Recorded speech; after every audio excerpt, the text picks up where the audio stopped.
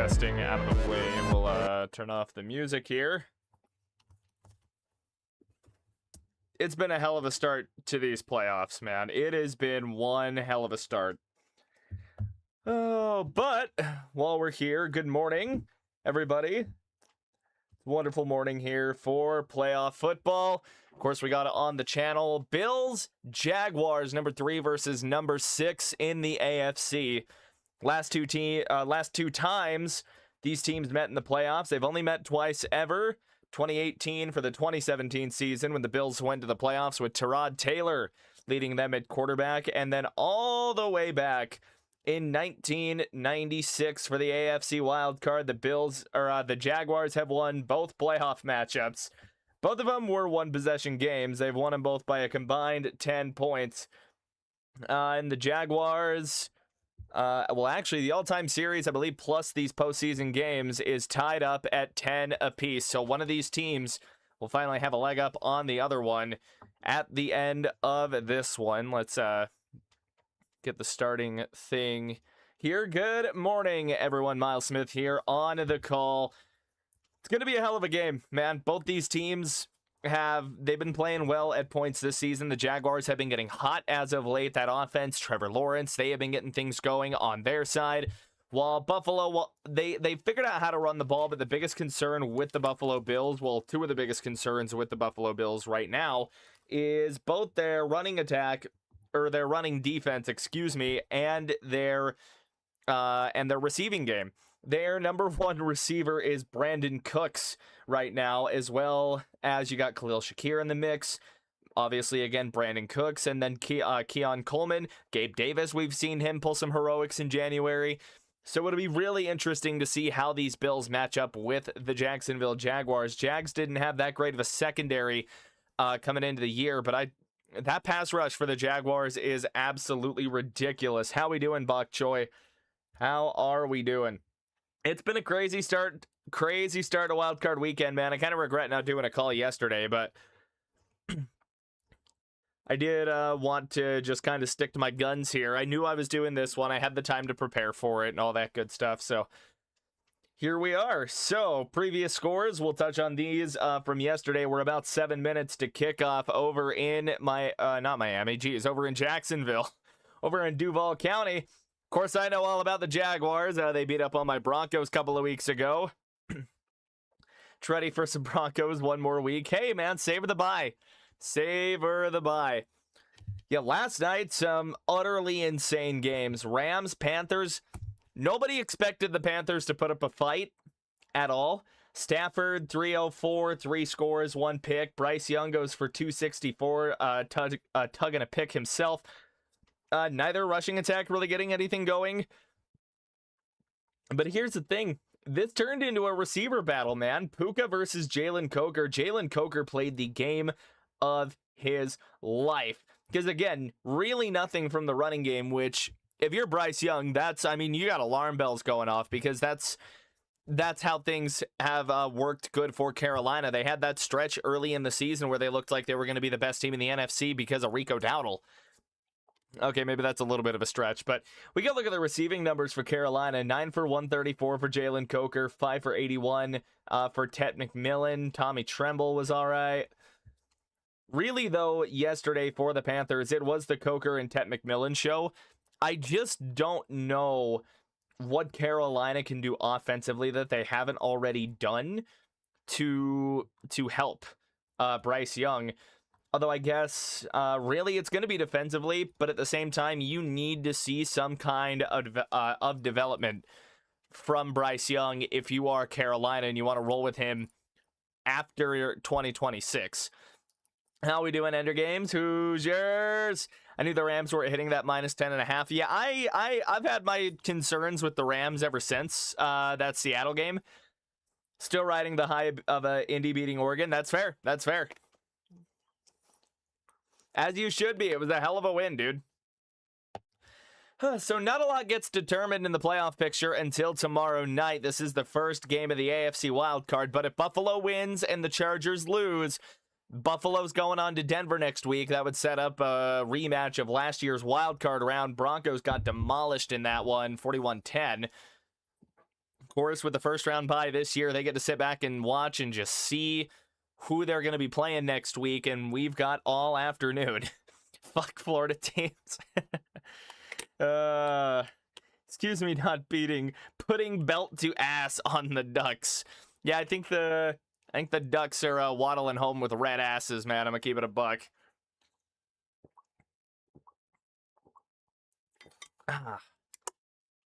Get some water in me. Of course, if you're watching this on CBS, it'll be Jim Nance and Phil Simms. If you're listening to me over here, it is myself, Miles Smith. Again, this is going to be a great game. It's been great games up and down wildcard weekend so far. I don't expect this to be any different. Again, these teams, both of them, that we've seen 2 playoff matchups. Once in the 2017 season, 2018. Jacksonville won an ugly game, 10-3. Blake Bortles was the starter there, and that catapulted the Jaguars into a playoff run to the AFC title game. And then back in 96 as well, back in for the 95 season, Jacksonville and Buffalo going at it there. Jacksonville came out on top, 30-27. The last time these two teams actually played, it was a bit of a mismatch. Buffalo blew these Jags out in Buffalo, 47-10.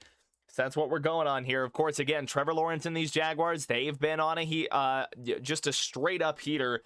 Buffalo's been a little up and down this season, but they have made it into the postseason. First time they haven't won the AFC East in what feels like a decade. Ever since the Pats fell off, really since about 2020, for these Buffalo Bills. So now they've got to go on the road and see if they can do it in the playoffs. Anything can happen. Kickoff is right around the corner. Don't go anywhere, because it's going to be one hell of a game over here on Crushin' It. Now let me know how you guys are doing. How my faithful mods are doing today. Don't forget to throw a like on the stream too. Just helps with the algorithm and all that stuff, you guys. Very much appreciate it. Yeah, I'm excited for this though. I am very, very much excited for this.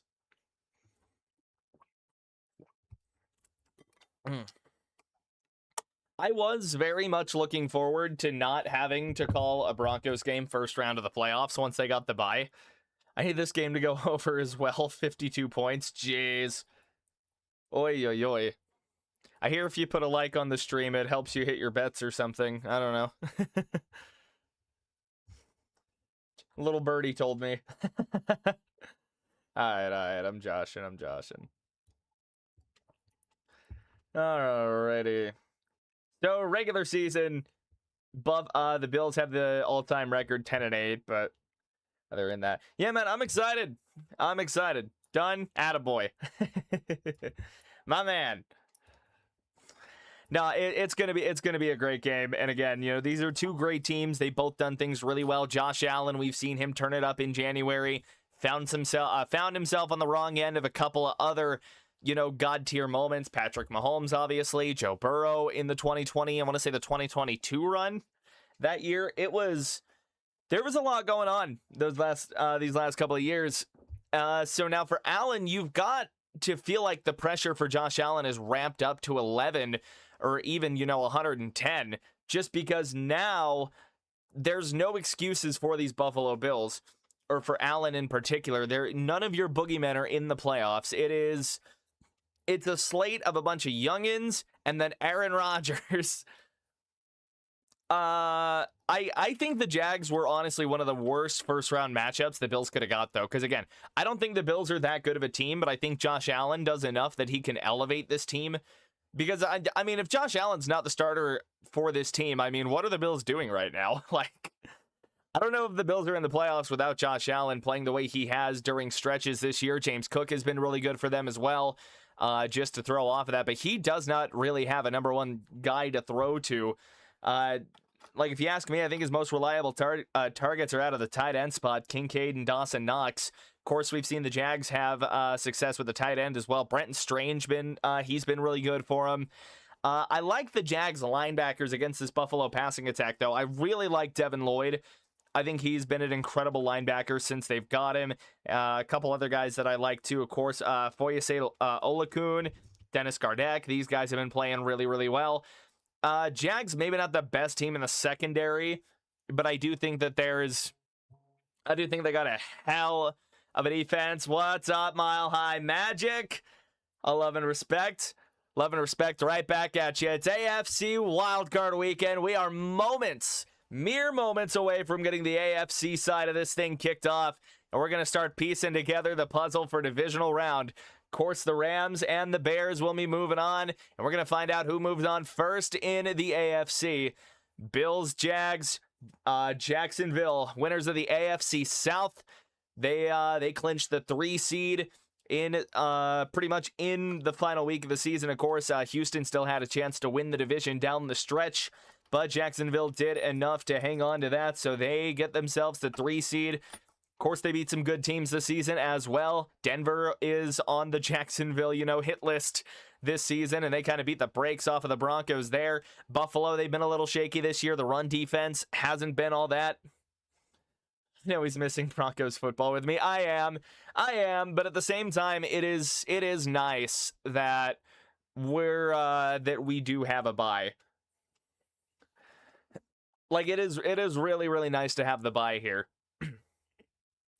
But of course, it is fun to call these neutral games, you know what I'm saying? Like, not having to worry about the Broncos and just like getting to straight up call this. So again, Buffalo wins and the Chargers lose in New England later today, I want to say. Then we're going to get, it would be Buffalo and Denver in a rematch from last year's wild card in Denver. But if the Chargers do win, the Chargers are automatically locked to going on to Denver. Of course, if you're excited for all this, you're excited for the stream, excited for the game. Let's get some likes on the stream here, see if we can't hit 5 as we dwindle into the first quarter here. It's going to be a hell of a ride, ladies and gentlemen. Good weather down in Jacksonville, and it's going to be Jacksonville getting the ball first. Buffalo will get it in the second half, and here we go. Wisnowski puts his foot into it, and we are underway. It'll be fielded at about the 10 off of a bounce, making his way, cuts it back inside at the 25, and he's down at the 34-yard line. Jags getting a little bit of some reinforcements here. They get Bashaw Tootin back, their backup running back, a dynamic guy that they've liked pretty much all season long. But of course, you got to talk about Trevor Lawrence. 38 total touchdowns this year, third most in the NFL behind Stafford and Josh Allen. This is going to be a quarterback matchup for the ages. LaQuint Allen was on the return. And by the way, for anyone curious, here we go from the 34. Lawrence under center in a 2x2 set, single back behind him. I believe that is ETN. They send Parker Washington in motion. They hand it off to him on an end around, and he gets blasted in the backfield almost immediately. Matt Milano swinging around the side. He's not fooled. That is going to knock the Jags back by 3. Set them back to their own 31. And Milano just reads this perfectly. He's already outside immediately. Johnny Munt can't hold the block. And it's a good start for the Buffalo defense. Makes it 2nd and 13 for the Jags. First play went backwards. Another 2x2 set, 11 personnel for Trevor Lawrence in the gun. Making some adjustments at the line. Play clock to 7. ETN will set up on Lawrence's left. Lawrence snaps it, dropping, 3-step drop, swings it, just past the defensive lineman's hands, and ETN with some forward yardage, able to get up to the 36. So they get the negative playback, +1, so that's going to bring up the first early third down of the game, 3rd and 8, or 3rd and 9. I think they might have given him another yard or so. Graphic says 3rd and 8, so we'll go with that. 3rd and 8 for the Jags. Lawrence in the gun. It's a 3x1 set to the right. Lawrence taking the snap. 5-step drop. Stands in the pocket. Lets it rip left side. It's cut. No. Jacoby Myers couldn't hang on to it. With a Bill in coverage right on him. That is... See if I can figure out who that was for all of us. I couldn't actually find a number. Might have been a backup safety. It was. Free safety Cole Bishop in coverage. Jacoby Myers just can't haul it in. Trying to go outside. Bit of an out route there. So it's a 3-and-out for the Jags. It's going to bring on Logan Cook for his first punt of the game. Jacksonville unable to do anything with that first possession. Kick is in the air. Pressure was getting in a little bit. And this will bounce at about the 17 and roll inside of the 10. That's a hell of a kick. Down to the 6. Logan Cook, welcome to the playoffs. That punt is down to the 6-yard line. That is a golf putt if I've ever seen it. Had some pressure getting into. Tyrell Shavers almost has a chance to get a paw on this, and he just mistimes the swipe, or he's just too far back to actually have a shot on it. So here we go. Josh Allen and this Buffalo offense are going to work. These Bills, again, having a good season at this point. Call, good to see you in here, man. Glad to see everyone in here. Here we go. 1st and 10. Bills of their own 6. It's an I-form set. They send Shavers in motion around a little bit there. Allen will hand it off. James Cook trying to push forward, and he's not going to get far. He does get a positive gain, though. Trayvon Walker first on the contact. Couple of Jaguars in there as well. Andrew Wingard is the one that comes out of the pile. Middle linebacker for the Jaguars. Both these teams in 4-3 base schemes. So you see a lot of true middle linebackers in these schemes. Or excuse me, I believe it was Dennis Gardeck that was in on the tackle. I believe I had a different team's middle linebacker. Unless I said Gardeck. Whatever. Here we go, 2nd and 7. Buffalo has it now at their own 9. Allen remains under center. They will snap it. Play fake. Allen dropping back. Now drifting to his right. Throws it back to his left side. He's got Shakir. Shakir trying to make something happen, and the Jags say no. Newsome in on the tackle as well as, it's not Monteric Brown. It is Eric Murray, the strong safety. Both of those guys in on the tackle. And a lot going on here. A lot of razzle-dazzle. Allen's got all time off of the play fake, but nothing downfield comes open. He's just got to check it down to Shakir on the left side. And he's just setting him up for failure there. No real gain. Maybe a gain of 1. So that sets up an early 3rd and 7. Now for the Buffalo Bills. Allen will come out in the gun. It's a 2-by-2 set. Allen getting something set at the line. Jags show blitz. Jags bring it. Allen lets it rip. Left side, he's got a man. That is Shavers. Breaks out of a tackle, and he's up to the 23-yard line. Tyrell Shavers on the left side. Buffalo looking for somebody to come up big in the receiving game, and Tyrell Shavers with a big reception there. It's big off coverage by Greg Newsome there. It's who Shavers is working on. He can't secure the tackle either. Eric Murray comes in to just kind of escort him out of bounds. Pressure was getting in on Josh Allen. Devin Lloyd almost got to him in the backfield. 1st and 10 now for the Bills. First down of the game. It's a 2-by-2 set. 2 receivers on the left. Allen will hand it off. Cook cutting it back to the right side before stumbling, and he's across the 25, and we got a flag down, our first penalty of the game. We'll see who it's on and what it is. But more for the Jags. Yeah, we got a penalty in here somewhere.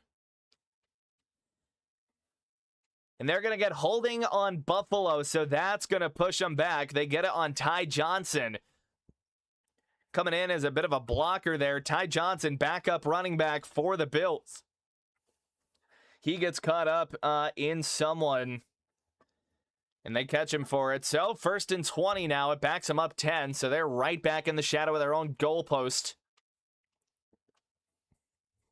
Let's put them back at about their own 13-yard line, if my averages are correct. Allen comes out in the gun. He's got an empty backfield now. It's a 3-by-2 set, 3 to the right, 2 to the left. They motion to running back out there as well. I believe that is Roy Davis. Potentially Ty Johnson. Allen snaps it, stands in, pump screens a fake, then throws it back to the other side. Shakir's got blockers. Khalil Shakir up to the 25. And he gets a good chunk of that penalty yardage back. The Bills trying to make something happen. They're trying to get over themselves on this first drive. With a first down already, they're able to get back within the chains.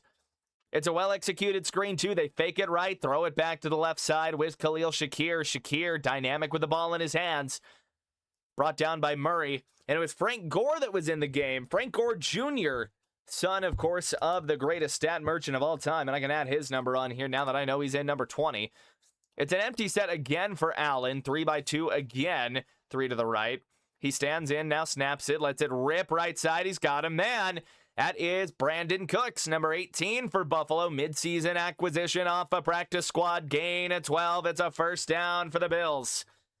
And Buffalo is starting to drive. As I said, if there was a weakness to exploit with the Jacksonville Jags, it was the secondary. It's not been the best secondary at all for these guys. And we're seeing that here a little bit. First and 10 for the Bills as we drop below 10 minutes to go in the first. Allen under center. They send Cooks in motion. And then he'll settle back on the right side as well. It's overloaded to that right side. 3-by-1 set. They will pitch it to the right side, and they whistle it dead. And we're going to get a false start. Ooh, boy. So each time the Bills got a first down, they've shot themselves in the foot the immediate play after. They get the third string tight end, Jackson Hawks, on that one. Loaded up on the side trying to run the ball. They were running the pitch to the right side. But they're going to lose 5 by proxy. Oof.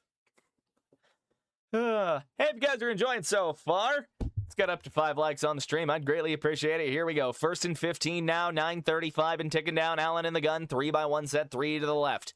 With a tight end, 2 receivers. Allen snaps it. Jags blitz. Allen's got to pump around. Now he's rolling. Now in trouble. He's got Lloyd trying to catch up, and Lloyd will drag him down. Just not in the backfield there. It's a good gain. Good work by Allen to use the legs as the pocket collapsed in immediately. And the Jags overload blitz the right side of the formation, so Allen's just got to flush out to his left. Nothing open downfield. He's able to outrun Devin Lloyd for long enough to get positive yardage up the field. Where is the running? We've seen it. That's up 2nd and 8 now for the Bills. After the penalty, it's a gain of 7. It's another 2-by-2 set with a receiver tight end to the left side and 2 receivers on the right. Allen snaps it, stands in, quick drop, quick throw to Shakir to the outside, and he's tackled almost immediately. A gain of 2. One of those Jaguars corners getting in immediately. Jerry and Jones, starting corner for them. He's right there in the area there. Not a lot doing, and now the Jags have a chance to get off the field on 3rd and 6. They've allowed a 3rd down conversion on this drive already. They're looking to get off the field and give Trevor Lawrence the ball back now. Play clock down to 13, clock down to 8:11. It's an I-form set. It's a gun set. The camera angle was doing me no favors. Ray Davis joins the game in the backfield there. 2-by-2 set for the Bills. Allen snaps it, stands in. Jags do blitz, rips it over the middle, incomplete. Looking for Dalton Kincaid over the middle, and that gets shut down. Was that in coverage? If I can find a number here, it's 26. Antonio Johnson, backup safety. There we go. Trying to pick on the backup safety, and they get nothing on it. Brings up 4th and 6, and Mitch Wisnowski will come in. 38 punts on the season.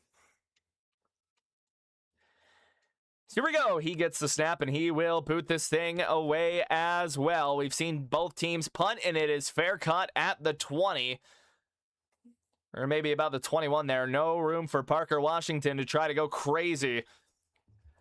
And that takes us to our first commercial break, ladies and gentlemen, in Jacksonville, Florida. Jags, Bills, nothing doing. Both teams punted away their first possession. Man, it's going to be a good day of football. It's going to be a damn good day of football. I tried to get my tie to work, but I would have had to retie the whole damn thing, and I was already kind of running behind. So we were gonna wear a tie. We'll have a tie next week. Need points, damn it. True. Somebody needs points. Jacksonville's going to have their chance. I'm going to go snag a drink out my fridge real quick. Yeah, I'm going to go grab me a Dr. Pepper, or maybe a ginger ale. I don't know. We'll see how I'm feeling.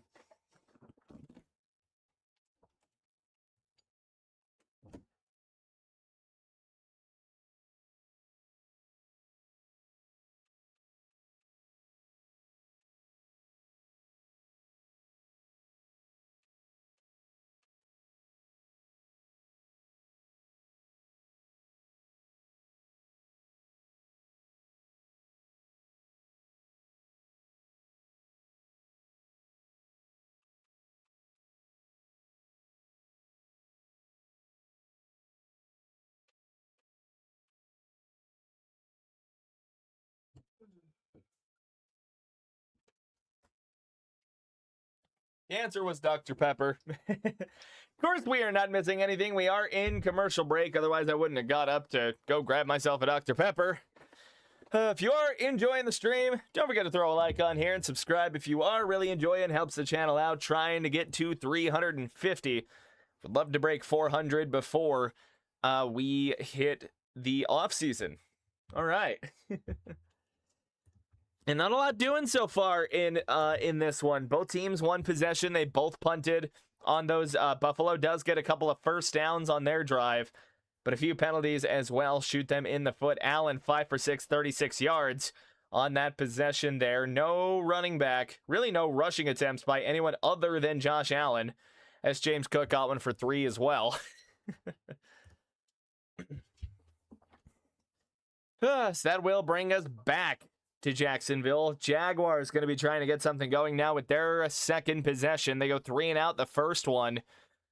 We'll see what they got. They're going to send Strange in motion to make it a 2x2. He sets up on the right side. It's 12 personnel. They send Strange in motion again to the left. They hand it off going right side. ETN darting forward, and he's got about a gain of 3. Up to the 23-yard line. Jags started this drive of their own 20. That's where they get to. They a little bit of misdirection here. They send the motion left, and then they send the run right. Not a whole lot of anything special going on there. It's be a good day. I'm with you, Call. I'm with you, man. I am, in fact, with you. It's going to be a good one. Playoff football is alive and well. 2nd and 7 for the Jags with 7:15 and counting down. It's an empty set. No, now they'll reload it with ETN to Lawrence's right. 2x2 in a tight set. Play clock down to 2. Jags need to get this off. And they're going to whistle it dead. There was movement at the front there. The left tackle flinched before they snapped the ball. And that is false start. It'll back Jacksonville up 5. It's going to set up 2nd and 12 after the play there. Who they get? They get the left tackle. Let me see. They get Little on that one. I don't actually know if I'm looking at the wrong thing here. Yeah, they get Walker Little starting left tackle for the Jags today. So now 2nd and 12. They will empty out the backfield for the most part. 4-by-1 set now for Lawrence in the gun. Brenton Strange isolated right side. They snap it. Lawrence dropping, has to step up in the pocket. Slings it short left side. ETN in space. ETN dancing around a little bit there with Thompson, who was questionable coming into the game there, and he's almost got a first down. It's about 2 yards short of it there, so it's a gain of 10. It's good moves by ETN. He just checks out of the backfield there. Finds himself open. And again, he's kind of like in a weird spot too as they line this up, because there's 3 guys on the line, and then he's lined up just like 3 yards behind everybody. Almost sells a screen. So we'll see what they got on 3rd and 2. You got a bunch trips to the right side. Brenton Strange isolated to the left. They send ETN in motion out of the backfield. Now he'll reset to Lawrence's right.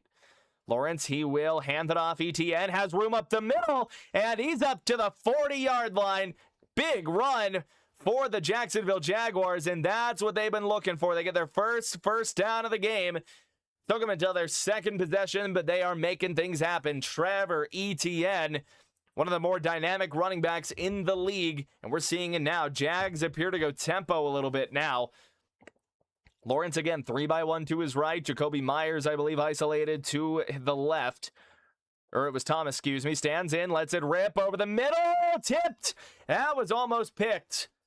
Looking for Parker Washington on the play there. He looks frustrated. That comes out of Parker Washington's hands, and he's open. He's flying over the middle. It's just a ball that's behind him. He gets around to try to tip it, and Cole Bishop almost has a chance to snare it out of the air. No dice for him on that one. And the Jags catch a huge break. That could have been scary. 2nd and 10 for the Jaguars up of their own. They called it the 39. 2-by-2 set in the gun for Lawrence. Bashal Tootin enters the game. Had the finger problem early this year. Lawrence dropping. Bills bring 4. Lets it rip. Intercepted! Shaq Thompson up to the 40. Cutting back inside. And he's down in the 32. Shaq Thompson, a guy that was questionable coming into the game today. one of those starting middle linebackers for them. That Sam linebacker just dropping into coverage. Lawrence doesn't see him and throws it right to him. Buffalo's going to be set up with extremely good field position now. What's he trying to throw here? He's trying to throw a route that comes back in towards the middle of the field, and Shaq Thompson just sitting there reading it perfectly on the in cut. Washington just trying to go back over the middle again. Shaq Thompson jumps that route like a corner. And Buffalo now set up with incredible field position off of the interception. Down to the Jacksonville 33. So here we go. Buffalo under center. Allen under center. It's a 3-by-1 set now. They motion. I believe that is Brandon Cooks. Pitch it right side to James Cook. And James not going to get too far there. Gain of 3 down to the 30-yard line. A couple of guys in on that tackle. Eric Armstead. A big defensive tackle for these Jacksonville Jaguars. A guy they really like. And again, in these 4-3 schemes, you got a right guy and a left guy. Eric Armstead, that right side defensive tackle for them. And it looks like we still might be, maybe not in base personnel, but something close to it. A lot of these nickel packages for the 4-down teams are 4-2 setups. So it's gain of 3, 2nd and 7, 4:38 and ticking down on the clock. It's a bit of a odd formation. They're in the eye for the Bills. It's a play fake to Allen. Standing in the pocket. He's got time. Checks it down to Cook, and he is going to go nowhere. Devin Lloyd, the dominant Jaguars linebacker, jumping in to keep that to just about no gain. They call it a gain of 1, 3rd and 6. Jags defense trying to make a stand and trying to mitigate the mistake of the offense. Allen just has nothing come open. And for as much as I was saying about the Jacksonville secondary, man, they are showing up today. Not a lot open downfield for Allen. So here we go. He's in the gun. He's got an empty set, 3-by-2, 3 to the left, 2 to the right. Snaps it. Allen's going to call his own number, trying to go up the middle, and he is going nowhere. Read like a book by the Jacksonville defense. Josh Hines Allen made first contact. Trayvon Walker with the rest of the troops able to rally and get to the ball carrier. Allen trying to call his own number. The guy's the size of a fullback, but nothing doing there. It's a gain of 2, and that's going to bring out veteran kicker Matt Prater to try and put some points on the board. Of course, not the only former Bronco in these playoffs, either at the kicker position. We saw one drop last night in Brandon McManus. Prater's been doing this a long time, man. Prater has been doing this since the beginning of time. And now he's on for a 45-yard attempt. It'll be in between the hashes. There's something. We got a flag. Somebody might have jumped. Someone may have jumped.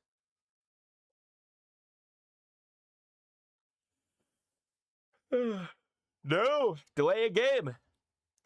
That's going to push the Bills back 5. Oh, boy. We'll see how this impacts things. Prater now will be kicking this from 50 out.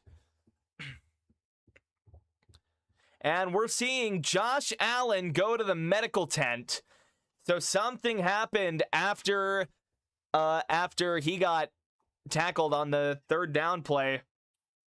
That's something we'll keep an eye on. Josh Allen is in the tent. So here we go. From the left hash, it'll be a 50-yard attempt for Matt Prater. Snap is down. Kick is up. It's pulling, but it just stays good. Buffalo taking a 3-0 lead. And finally, we've got something on the board. And again, Josh Allen, he gets hurt on the quarterback draw. So they're going to keep an eye on that. 2:54 to go as we go into the break. If Allen's actually hurt, that is going to be huge. Oh, boy.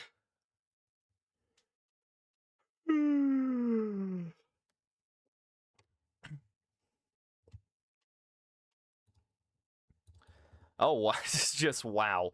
So nobody knows what's actually wrong with Josh Allen yet. We're not actually sure what happened to him, but something in fact happened to Josh Allen. He's in the medical tent, as we pointed out on the play. Injuries are awful, dude. This is the reason you rest guys in the final week, like when you got nothing to play for. This is why they rest them. And it didn't look serious, so I don't know like how bad it actually was. But we'll see. We'll see. Bill's backup is Mitchell Trubisky.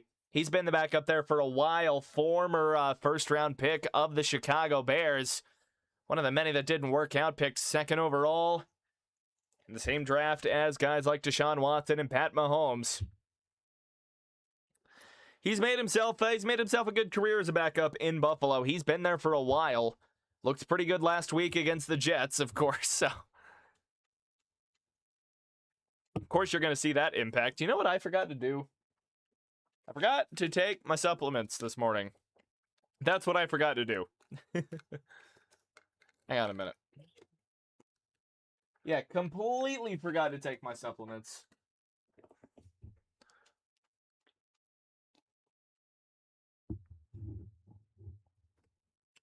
There we go. Supplements successfully taken.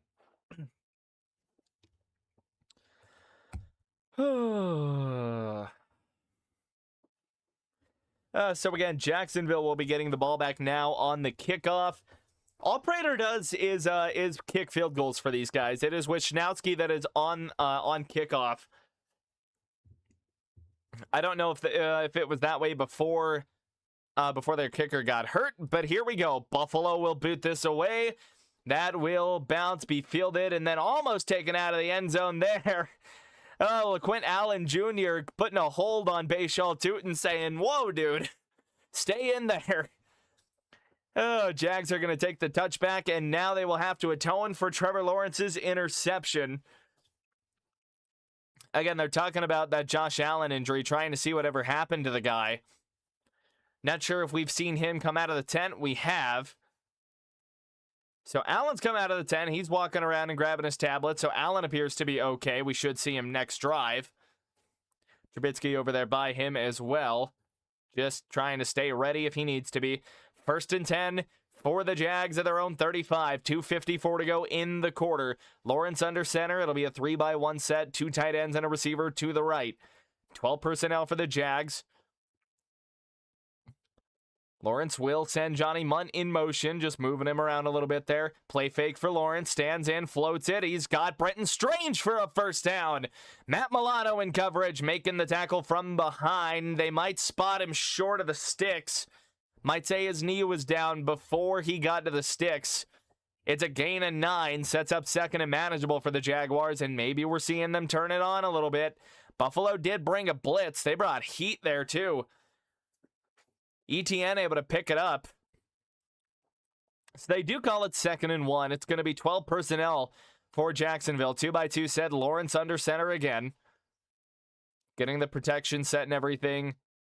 And now they audible out of it. Lawrence drops back to the gun. Buffalo backs off. Lawrence standing in the pocket. Just checks it down to ETN. ETN with good results up to midfield. And it's another first down for the Jags. Jacksonville's making things happen right now. And finally, this offense seems to be figuring a couple of things out. Of course, realistically, once you when you get a touchback, you're only a couple of completions away from midfield. Jacksonville has taken us on that trip immediately. 2 completions and already to the 50. 15 yards in their last 2 plays. Under center again for Lawrence. 11 personnel. He's got 3 to the right. Now they motion Tim Patrick. They pitch it right side. That is Bashaw Tootin. Bashaw Tootin with blocks. Bashaw Tootin down the sideline into Buffalo territory down to the 30. It's a 20-yard run. And he does a little selly on the side with Devin Lloyd. It's great design. The tackle pulls along with Johnny Munt. Both guys, it's a head-on-a-head. Both of them open the lanes wide off of the motion from Tim Patrick for the misdirection. Great design by Liam Cohen. And Tootin able to hit the hole So here we go, another 2x2 set. Thomas in motion. They hand it off now to Tootin up the middle, who cuts it back. Tootin's got room inside the 20. Truck it over, guys. And it's another big first down for the Jags. Bashaw Tootin, an electric running back that the Jags certainly missed in this running game. Oh, and what a job by Johnny Munt just to seal the edge. Gives absolutely nothing to Jones on the side. One of those backup DNs for Buffalo. And find him. Yeah, Andre Jones Jr. just could not get around the tight end. One of the backup rotational defensive ends. So now Jacksonville in the Buffalo red zone down at the 16. They send Patrick in motion. They hand it off to Tootin again, going left side. Tootin with a block. Tootin past the sticks, and he's down inside the 5. Down to the 3. Bashaw Tootin is the hot hand today. The Jags are committing to running the ball, and they are getting results. And that's how the first quarter is going to end around these parts. Jacksonville threatening to score. Buffalo 3-0. Oh, man. What a run. What a sequence for Jacksonville. What a sequence. Like, they're flipping and flopping directions, and Bashaw Tootin is showing us why he was so electric so early on. I meant Rin. Oh, that will never die around these parts. Yeah, Jacksonville's primed to score now. End of the quarter, they're down to the Buffalo 3. Jacksonville finally waking up, and remember they're the Jacksonville Jaguars. I think this was one of the games. No, I don't think Trent and I disagreed on this one. I think we both had I think we both took Jacksonville, if I remember right. Or something like that. So yeah, we are in commercial break. You are not missing anything going on out here. Of course, Bashaw Tootin's been an electric rookie. Oh boy. So this is on Twitter here. He broke consecutive runs for 20, 14, and 13. Now keep in mind, again, and we were talking about this in the early game, Buffalo's run defense is not good. Buffalo does not have a good rushing defense, and now Jacksonville starting to show it a little bit here, starting to expose it a bit. That's a lot of yardage in 3 carries. In 3 legitimate carries here. Let me go see. Yeah, 3 carries, 47 yards, back to back for Bashaw Tootin, and they've gone from midfield to the Bills 3. So if that tells you anything. And again, the pitch, the one that hit for 20 was really, really good design as well. You get the pulling tackle on the play as well, working with Johnny Munt as he kicks out. You're kind of, the objective there is you're kind of sealing the edge initially and then just trying to get out and get to the second level, and they executed that to perfection. Jacksonville did. Of course, that right tackle, Anton Harrison, for Jacksonville. Got to give him some credit there as well. He's in the group project, and he played a part. So here we go. We are back in Jacksonville. Jags down to the Buffalo 3. They're going to come out in the gun here. It'll be a 2x2 set. 13 personnel for the Jags. They snap it. They flip it to Brenton Strange, trying to cut inside, and he's got nowhere to go. Gregory Rousseau in on the tackle, tearing that play to pieces. They try the little tight end inside zone on the jet sweep to Brenton Strange. They were lined up heavy to the right side, but Strange was set over on the left, kind of more as an up man in the backfield or a personal protector than anything. Doesn't go anywhere. It's a no gain on the play. They remain in the gun. It'll be 11 personnel. ETN will motion back into the backfield. Now they send Jacoby Myers in motion right to left. Lawrence snapping it, dropping, stands in the pocket, lets it rip. Touchdown, Jags! Brian Thomas Jr. as he's sliding down to the ground. Lawrence puts it in a tight window and threads the needle to Brian Thomas Jr. for 6. 14-14 to go in the half. 6-3 Jags. And the Buffalo defense get picked apart on the drive. Oh, Bills just look like they're playing low red zone, if anything. And I mean, Thomas able to find just a modicum of space. They snap it for the extra point. It is up. And this is Cam Little. What are we saying? Cam Little knocks it through. And we've got a 7-3 ball game now in Jacksonville. See if we can get the likes up to 5 before the end of the first half. Get out to more people. Of course, I appreciate each and every one of you. I haven't made a video about it this year, but like 2025 was a really, really good year. Like we did a lot in basically 3 months. It only further reinforces that you guys are the best in the business. So essentially, the Jaguars figure out that running the ball is actually a really cool idea. They do it, and what do you know? They score a touchdown. Of course, it was through the air for Brian Thomas, who's been quiet up to this point until then. But he finds himself getting into the end zone as well. That puts him as the Jags' third leading receiver with 3 yards. Oof, need to blow my nose or something. Hell of a drive by the Jaguars, though. Hell of a drive by the Jags. They were putting absolute numbers on. Oh, you know what we might do? You know what we might do?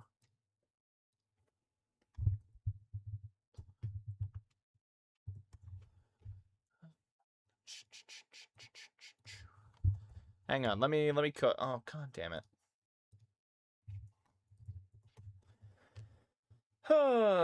We are gonna see who else is on today. That's right.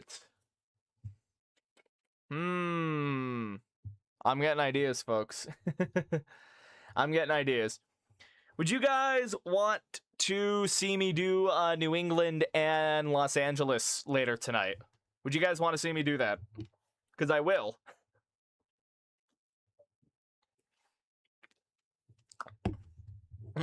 We're not gonna do the 2:30 game just so I've got some time to get everything prepared, because I wasn't planning on doing a second game today, but I will do a second game if you guys want it. We can do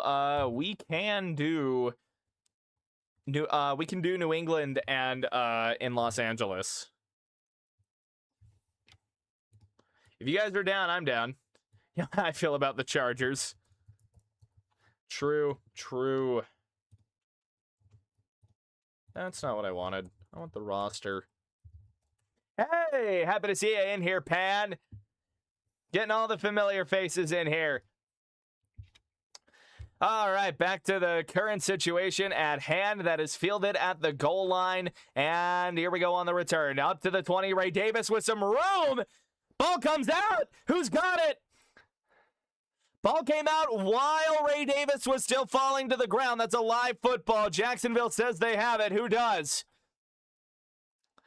They got to unpile things a little bit here. They're getting some people out of the pile. Devin Lloyd comes out of the pile with it. I don't know if they're going to call him down, but I think this is Jacksonville football. It is. The Jags with back-to-back massive plays. The touchdown, and what a nightmarish turn of events for the Buffalo Bills. Ray Davis gets it popped out with a helmet to the ball. Monteric Brown with first contact. And then another DB for the Jags flying in as well. It's number 36, LaQuint Allen, the backup running back that forces it out. And Jacksonville is going to be set up right back inside the Buffalo 30. Give or take, obviously. I can't give you the straight-on yard line yet. I don't have a camera angle. Meanwhile, Ray Davis helped off by the training staff there. He's probably a little more mad at himself than he is hurt about anything else. I need to get a new pen.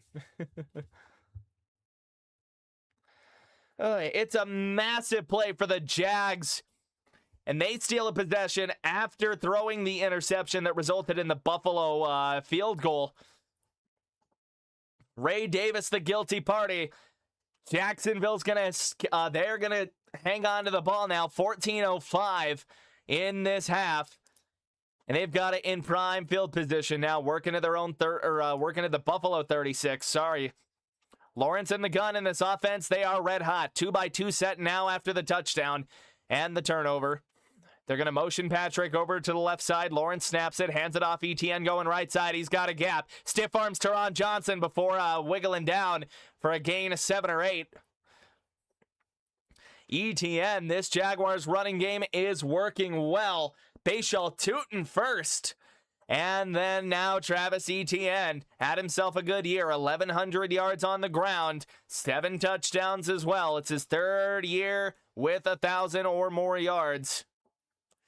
Ray Davis is still stewing on the sideline. You can't blame the guy either. 2nd and 3 after the gain of 7 down to the 29. Lawrence under center. It's a 3-by-1 set. Now he's going to turn it into the gun. Play clock down to 3. They got to get this thing off. Lawrence snaps it. Bills are blitzing. Lawrence stands in the pocket. Lets it rip left side. Diving catch. Jacoby Myers able to get back up, and that's a Jacksonville first down. Inside the Buffalo 20, they're in the red zone, and they are threatening to score once again.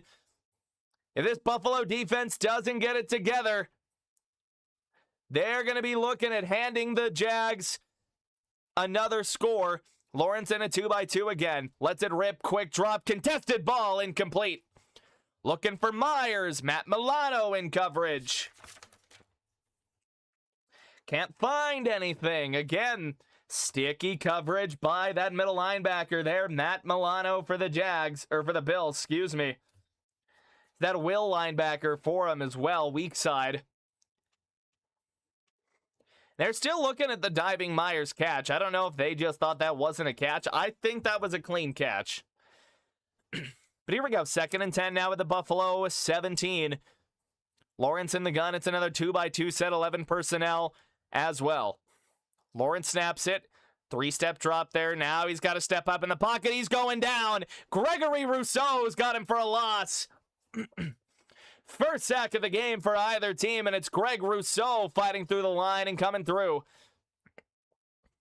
Buffalo doesn't do anything pretty here. Rousseau just wins his one-on-one, and when Lawrence steps up, Rousseau's just in perfect position to shed the block and lay the hit on Lawrence, so he gets sacked for the first time today.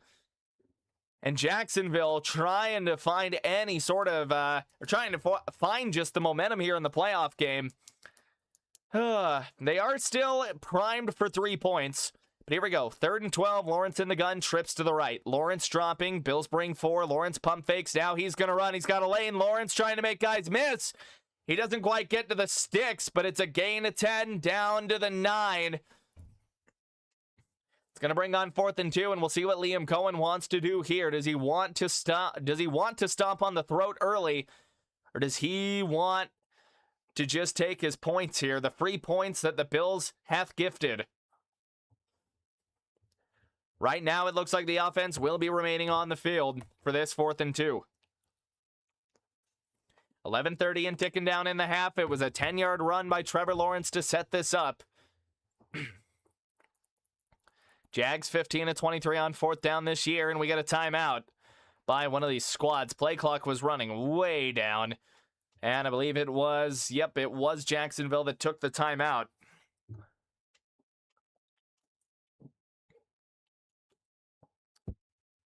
Yummy Dr. Pepper. They are going to go for it. At least it appears that way. Trevor Lawrence remains in the game, as does the offense. Play clock was just starting to run a little low for the guys there. My ears won't pop and my nose is still stuffed. This is unfortunate. We're up to 7 likes on the stream. Hell yeah, everybody. Let's get it to 10 before half. Here we go. 4th and 2 for Jacksonville down inside the Buffalo red zone. A stand here would be monumental for the Bills. They're going to empty it out. Now they'll reload the backfield with ETN. It's a gun set for Lawrence, 3 to the right. They send Strange in motion. They're going to hand it off. No, Lawrence going to take it. Diving. Did he get there? This is going to really depend on the spot. And it's about as close as it gets. Lawrence diving forward. And I think the spot indicates that they've got the first down. I think we're going to get a measurement here. Ooh, that's close. We'll see what they do for the virtual measurement. If he's short, it is a monumental stand by the Buffalo defense. In a situation where that could not have gone, any other way to really keep him in the game here. A field goal would have done the same thing, kept him in the game and all that stuff. But I think they're trying to see if his knee hits before he extends. Virtual measurement gives it a first down by the nose. First and goal for the Jags after just barely getting 2 yards on a read option to the left side for Lawrence. And they're really looking at that too, just to because it looked like his knee was dragging on the ground. I don't know if that's great body control or just sheer luck. Either way, Jags ball, first and goal. Clock, they reset. They put a couple of seconds back onto it after the review. 11:07 to go in the half. McDermott's going to challenge it. Red challenge flag is on the field. McDermott's going to challenge it. He thinks the knee was down, or at least the shin was down before Lawrence crossed the line. Oh, boy. So the initial ruling was that it was a Jacksonville first down. Sean McDermott, well, he does not agree. Maybe I can stand to just talk in my regular voice for a minute. That does cut it to commercial break, so I am going to run and blow the piss out of my nose real quick, so I will return shortly.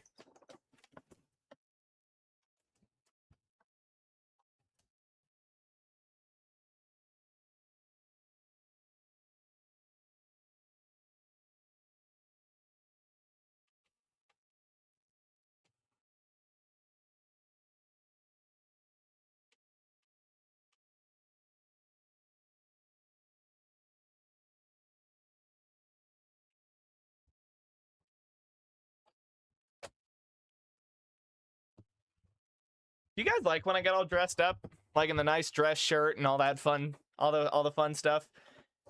Jeans or fancy pants, and just throw on the dress shirt like I look like I'm going to church. In a way, we are going to church on Sunday. Just to the football cathedral, not Jesus.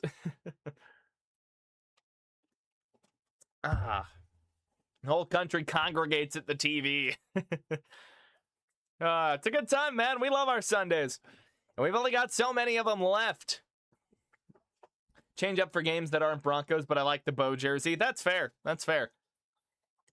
I'm debating on whether or not I wear the Bo jersey or the Elway jersey for the Broncos' first game in the divisional round. Who will know more about the opponent later today. So if both of the higher seed wins today, then the lowest possible seed the Broncos can play for the divisional round would be 4 or 5. And it would be the winner of Houston and Pittsburgh that goes to the playoffs, or that goes to Denver next week.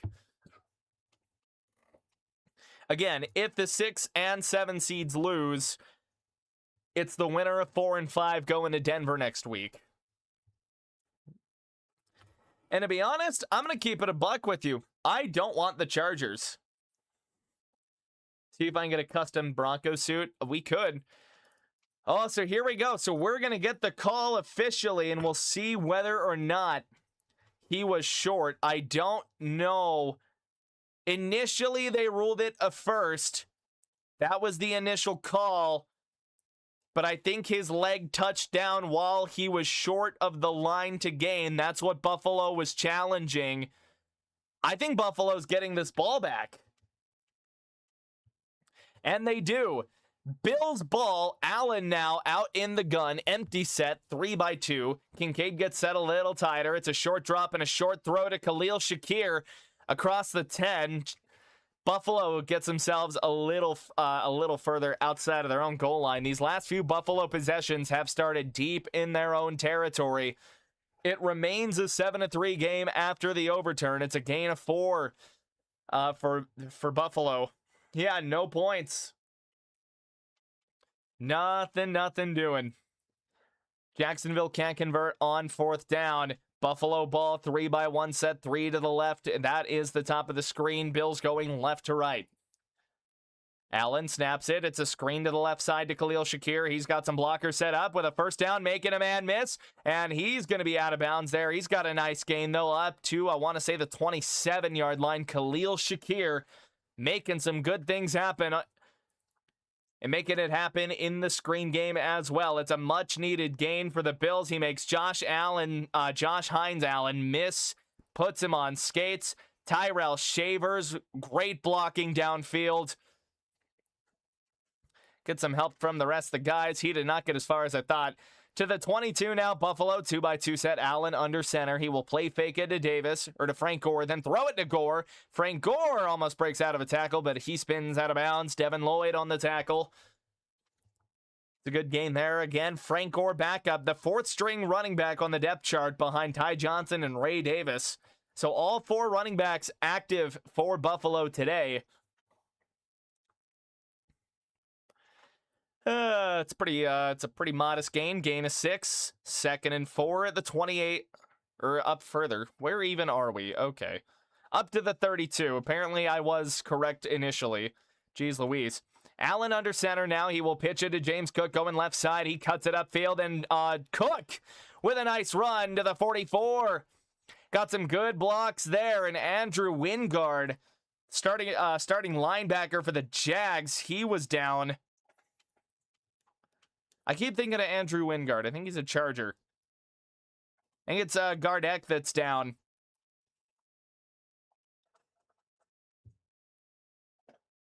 No, it is Wingard. Where do I even have Wingard on here on the roster? Did I somehow forget to add Wingard? Huh.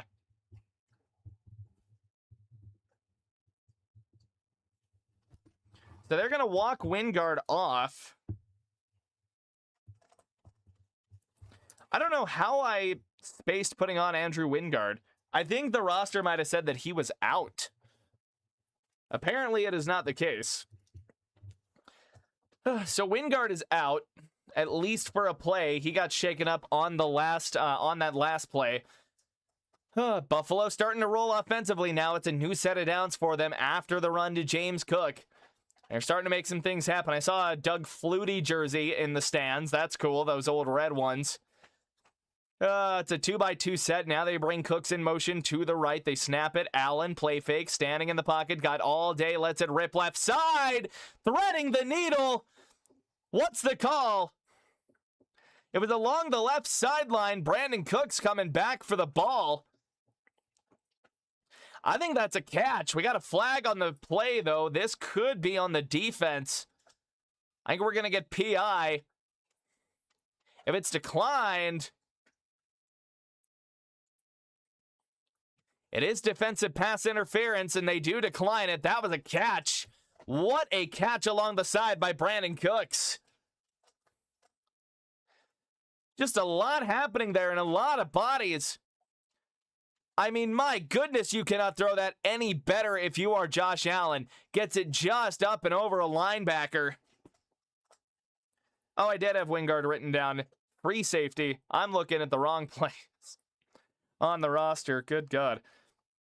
Under center now for Allen. 3-2 set. They send Cooks in motion to the right. They pitch it again to Cook going left side, cutting it back, trying to make Walker miss, and he will get nowhere. Lots of one on the play. Back to the Jacksonville 45. Trayvon Walker not letting anything get by him. James Cook sat there and had to dance with him. And I mean, Trayvon Walker is backside contained, and with Cook trying to cut it back, that's the importance of having those contain lanes sealed.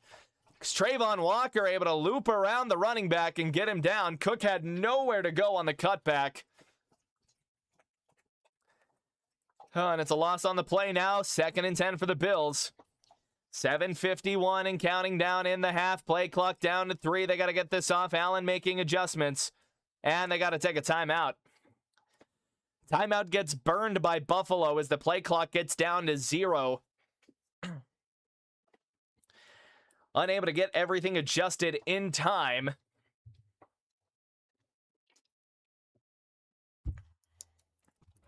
All right. We're getting my life figured out here. So if Wingard is out long term, or at least for the long haul in this game, that would be Antonio Johnson stepping up to the mantle in relief. Again, Buffalo took the time out there, could not get the playoff in time, didn't want to take the delay of game. So we'll see what they got now on 2nd and 10. Not a whole lot doing for the Buffalo offense so far in this game. This is their best drive so far this afternoon. We're going to see Allen in the gun. He will motion James Cook back into the backfield. 2-by-2 set, 11 personnel for Buffalo.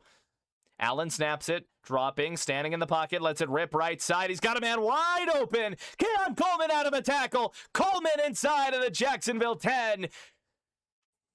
Making things happen. Keon Coleman just finds a gap in the zone, and then it's off to the races after breaking out of a tackle. He just runs it straight up the sideline, too. Jerry and Jones can't bring him down, and it's Devin Lloyd that's got to catch up to him and get him out of bounds. And it looks like Monteric Brown just thinking maybe he's got more help behind him than he does. He's playing the flat. Brings up 1st and goal. Bills are going to come out single back set. 3 guys to the right. Now Cooks goes in motion to the left. They pitch it right side for James Cook. Looking for the edge. Doesn't quite get it. It is a good gain for him, though. Gets him closer to the goal line. James Cook, the Bills have been running a lot outside today. A lot of these run plays are going to the outside. Oof. Allen smacked his hand off of his offensive lineman's helmet as he threw that last pass. He looks like he's in pain. See how that goes there. It was the index finger that impacted it. Hopefully he is all right. 2nd and goal now for Buffalo inside the Jacksonville 5 down to the 3. Allen under center. They're going to motion man to the right side. They hand it off. Cook trying to go up the middle. Nothing doing on the #1 rush defense in the league. Nothing doing, and that was Gabe Davis that they sent in motion as well, just to put a name on a hat there. Jacksonville looking to get a goal line stand. 3rd and goal at the 3.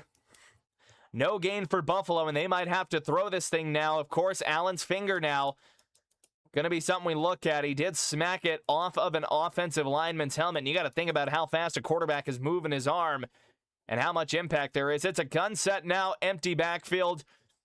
Is that a tight end in motion? Allen going to try and do it himself, and I think he got it. Jacksonville saying they held him out. They call it a touchdown. And Buffalo will take the lead on that play alone. Allen doing it with his legs. They send a tight end in motion to serve as a lead blocker. Number 85 coming across the formation, Jackson Hawes, who had a false start earlier. Allen does get the ball over the goal line. That is a touchdown. So Jacksonville can't man the stand. And now, because they opted not to go for points when they had it last inside Buffalo's 10, now they find themselves behind and in need of a response. Josh Allen with a rushing touchdown, although he has looked a bit banged up so far in this game. It's going to bring on Matt Prater now for the extra point from the left hash. Snap is down, kick is up, and it is good. Buffalo reaches double digits first, and they've got a 3-point lead after the Allen rushing touchdown. Just powering through the line.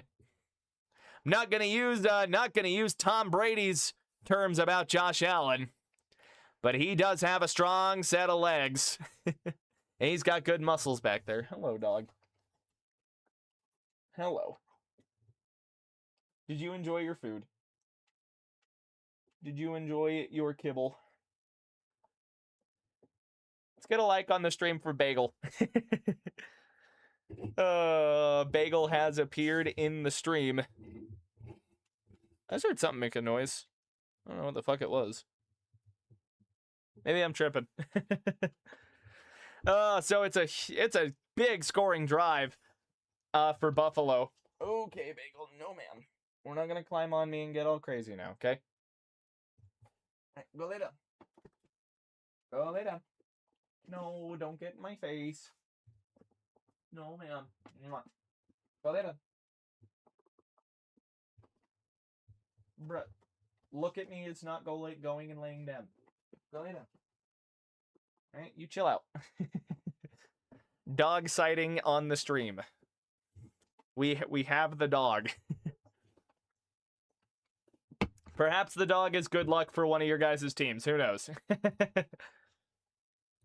right, now that we're in ad break, maybe I just start trying to get some of these rosters prepped for later.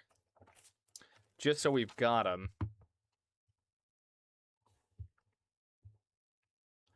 So if I'm quiet during the commercial breaks, that is why. All right, Drake May, number 10. Josh Dobbs. Always take the points. Yeah, man. Especially in a game like this. Like, I get why Jacksonville went for it, but at the same time, in a game that you think is going to be a close defensive battle, the way it had been folding out, I don't know why you don't take your points in that situation. And then Tommy DeVito is the third stringer for the Pats. He is in number 16. Okay. Yeah, I'm going to like slowly try and get my rosters together for the game later tonight. Just during the commercial break so I don't got to do it later. Or at least do as much later. So here we go. Wisnowski boots this back to the Jags. That'll be fielded at the 5, and this is going to get ran up, and he is tackled almost immediately at his own 26. Bashal Tootin on the return doesn't get far. About a return of 20 yards, and they got everyone in the booth now. Romo, Sterator, Nats. Of course, it's a one-man show over here in my personal booth. I hope the audio does sound better since like I got the like soundproof foam in here. I need to finish putting up the pads, but I think we're to a point now where like it sounds good enough. Or where it should be enough. Here we go. 12 personnel for the Jags. 2 tight ends over on one side of the formation. Jags going right to left on the screen. Lawrence under center. Now he's going to back it up into a pistol. Bashal Tootin, the running back that is in. They send Brenton Strange in motion. He'll set up in the backfield. They hand it off to Tootin, trying to go left side. He does. And I believe he gets this up to about the 30. It's a good gain of about 3 to 4 for the Jags. They're looking for a big response drive after Buffalo went down and scored. Oof. Gonna spit that out right quick.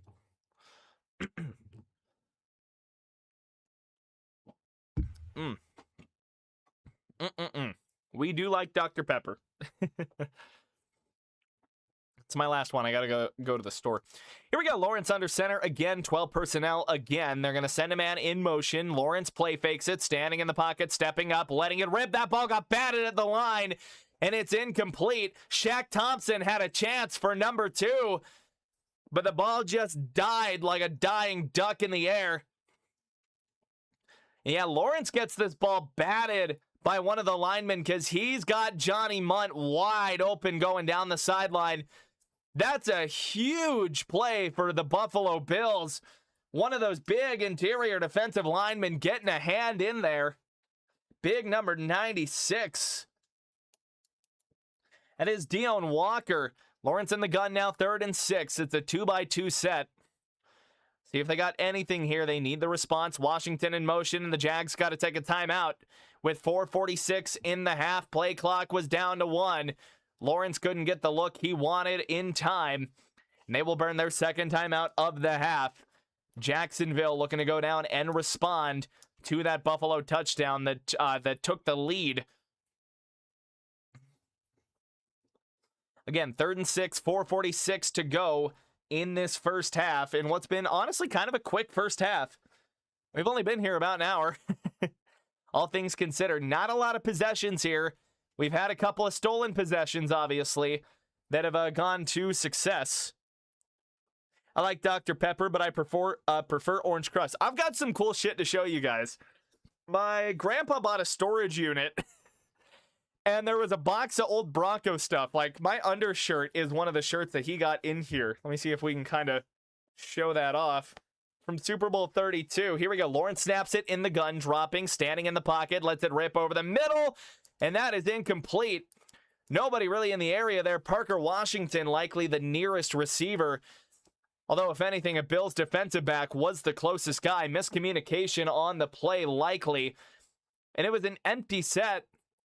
They bring in the middle linebacker blitz, and it gets picked up well. Lawrence has time, and I think he expects Parker Washington to sit where he is, and he doesn't. So now 4th and 6. Logan Cook will boot this thing away, gets it off cleanly, and this is going to go back to the Bills. That's going to go out of bounds. And give or take about the 24-25. Not the greatest of punts. And they're going to give it, the 27-yard line for Buffalo with 4:35. Jags are saying it went back further. That is not the case. That is going to take us to commercial break here in the AFC wildcard. In a game that for the Bills is important for them to stay in the field. Of course, no Kansas City, no Cincinnati, so this is their prime opportunity, and a win could send them to either Denver or New England next week, depending on who wins here in Wildcard Weekend. Of course, somebody's going to Denver, lowest seed that remains after the round. We'll get more on that later tonight in a game that I'm going to call. That I also need to start getting the rosters written down for a little more. Yeah, that's what we're going to be doing during commercial break, is I'm just going to start getting these rosters written down here. Try and prepare myself for later on. All right, Travion Henderson has finally taken starting duties for the Pats. As it should have been. Why are all these names so damn long? Ramondre Stevenson. Why are these names so long? And then D'Ernest Johnson.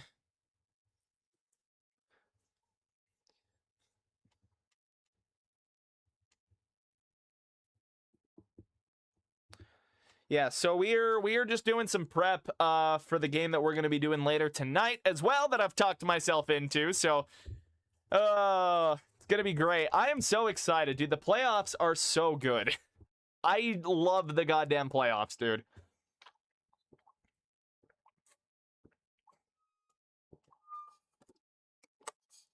And listen, the football we got last night, peak football, by the way. Peak football. Peak football. Goodness. If I can just get like a position hammered down at a time during these games, or during this game, just with getting the roster written down, I think I'm going to be just fine. Is Stephon Diggs playing? He's listed on the depth chart.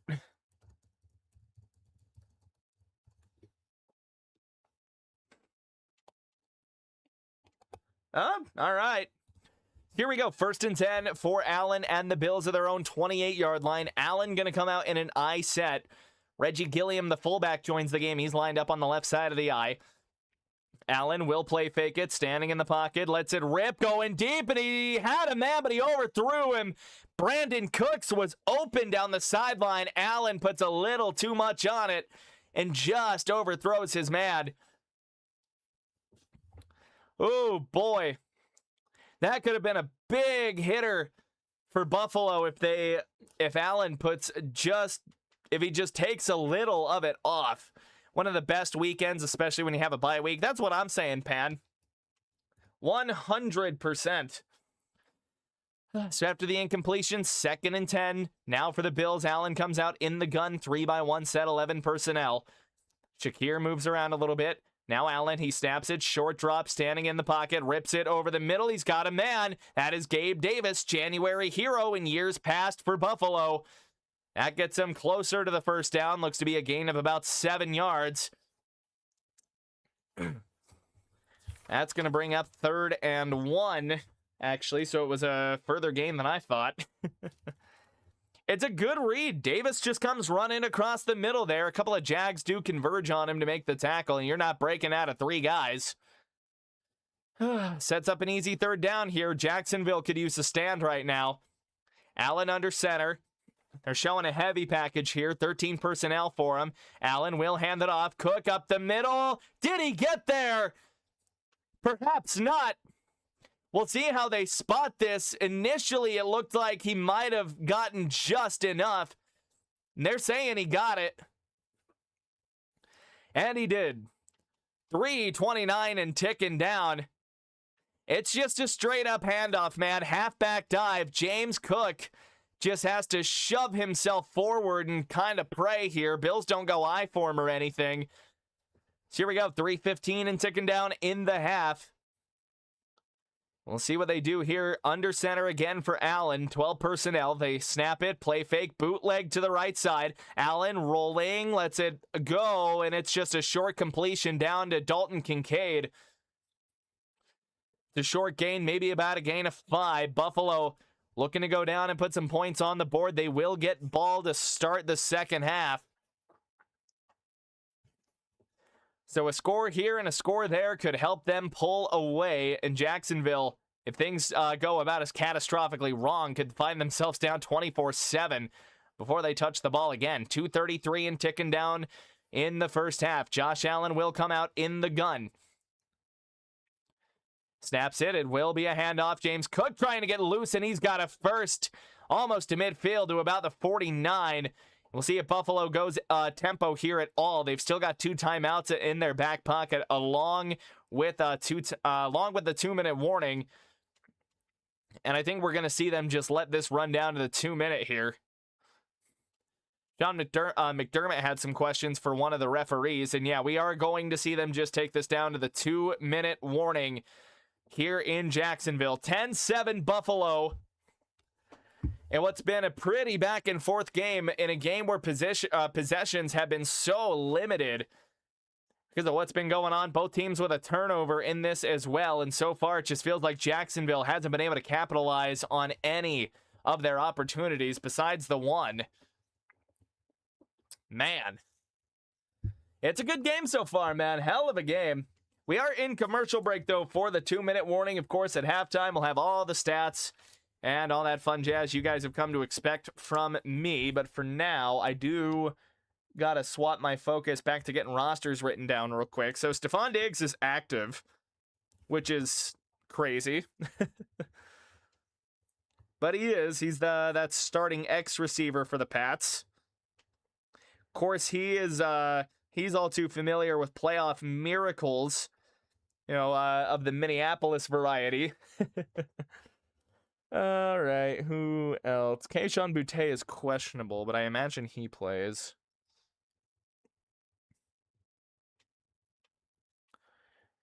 Kayshon. I'm just getting names listed right now. Like, I'll get the numbers figured out later on. That'll probably either come after the game or depending on the pace here.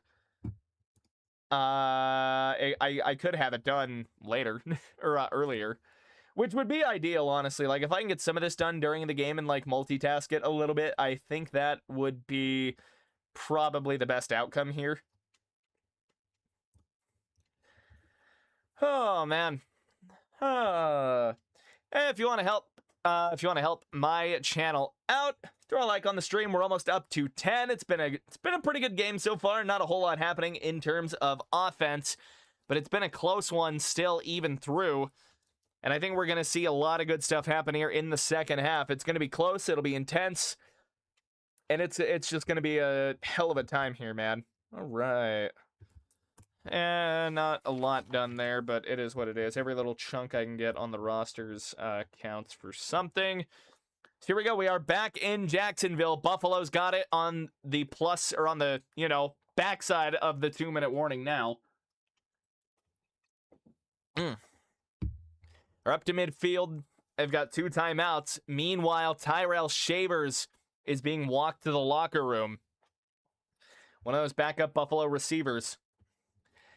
They send Cooks in motion. Allen will be in the gun. He's going to set back up on the right side, 3-by-1. They send him back in motion to the left side. Allen snaps it, hands it off. Cook looking for room, able to break out of a tackle.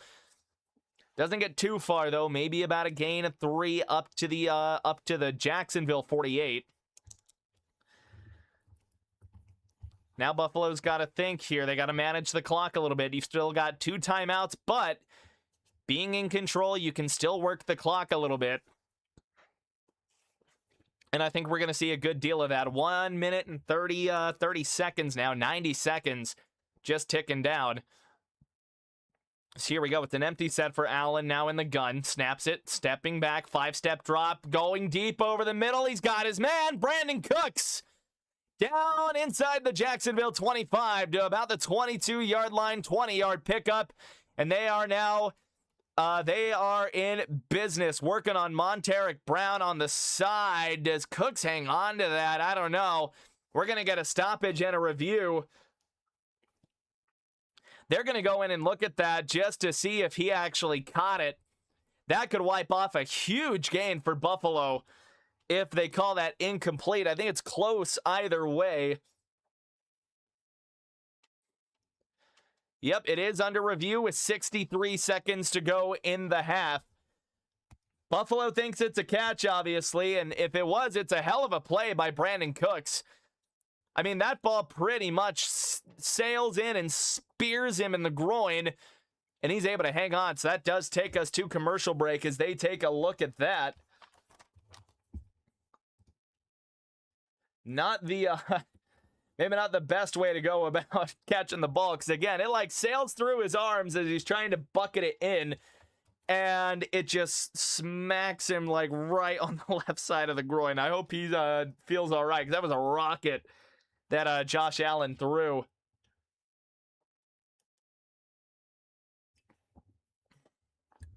So again, that play is under review.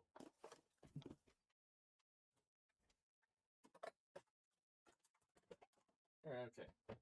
I'll get my garbage taken out after the game. I had to start laundry after this, too. I am but an average man who just happens to be all right at calling football games. I feel like I'm a little off today for some reason.